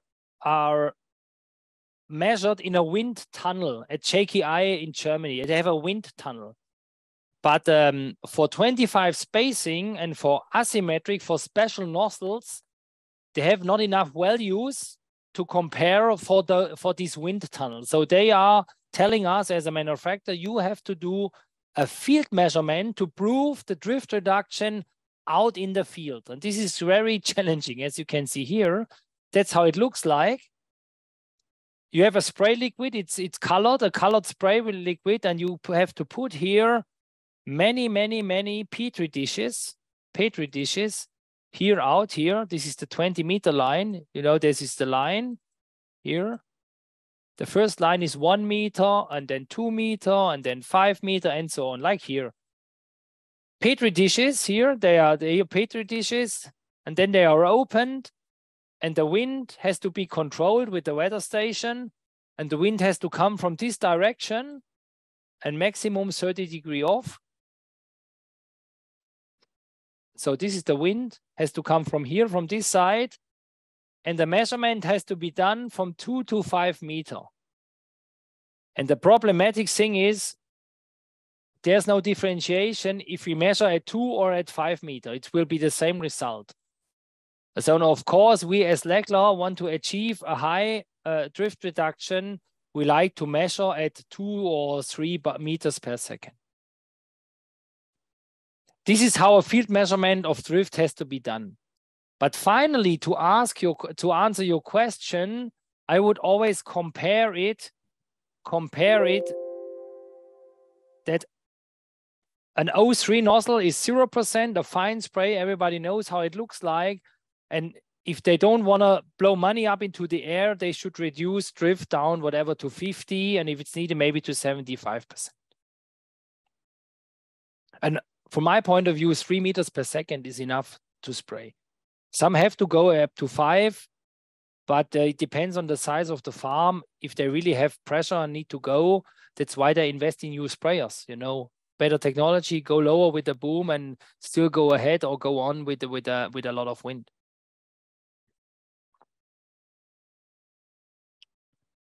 Okay, now Yanis, certified to work in 25 spacing.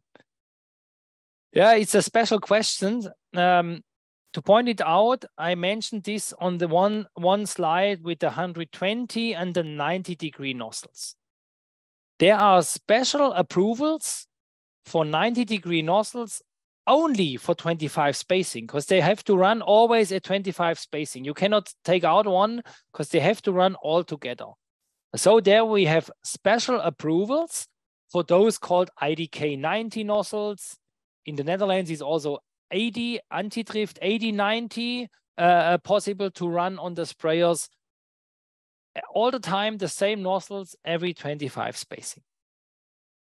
But on the other hand side, a lot of sprayers, if they have a possibility with like a dual nozzle body and another dual, this is 25 spacing. They take 120-degree nozzles, but they mount, for instance, an IDKT every 50 centimeters, IDKT, and in between an IDK, also 120. So then it's a mixture of IDKTs every 50 and IDKT also every 50. And then they have the possibility to run one or the other. or both together.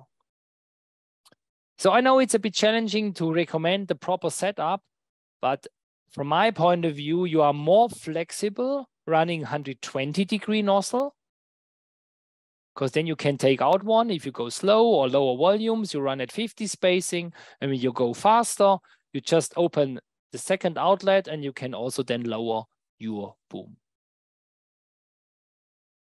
Yeah. I will, from my side, I will add, I'm not sure if I understand the question right, because on the one hand, if you ask about certification, this is one thing, but on the other hand, minimum overlap is critical, but maximum overlap from neighboring nozzles from technical point of view are not critical, because they give you more than needed overlap, more uniformity of spraying. So for these reasons, they don't need, that's why I'm saying, I'm not sure if I understand the question right, but you don't really need to get all our 120 degrees nozzles certified for denser spraying than 50 centimeters.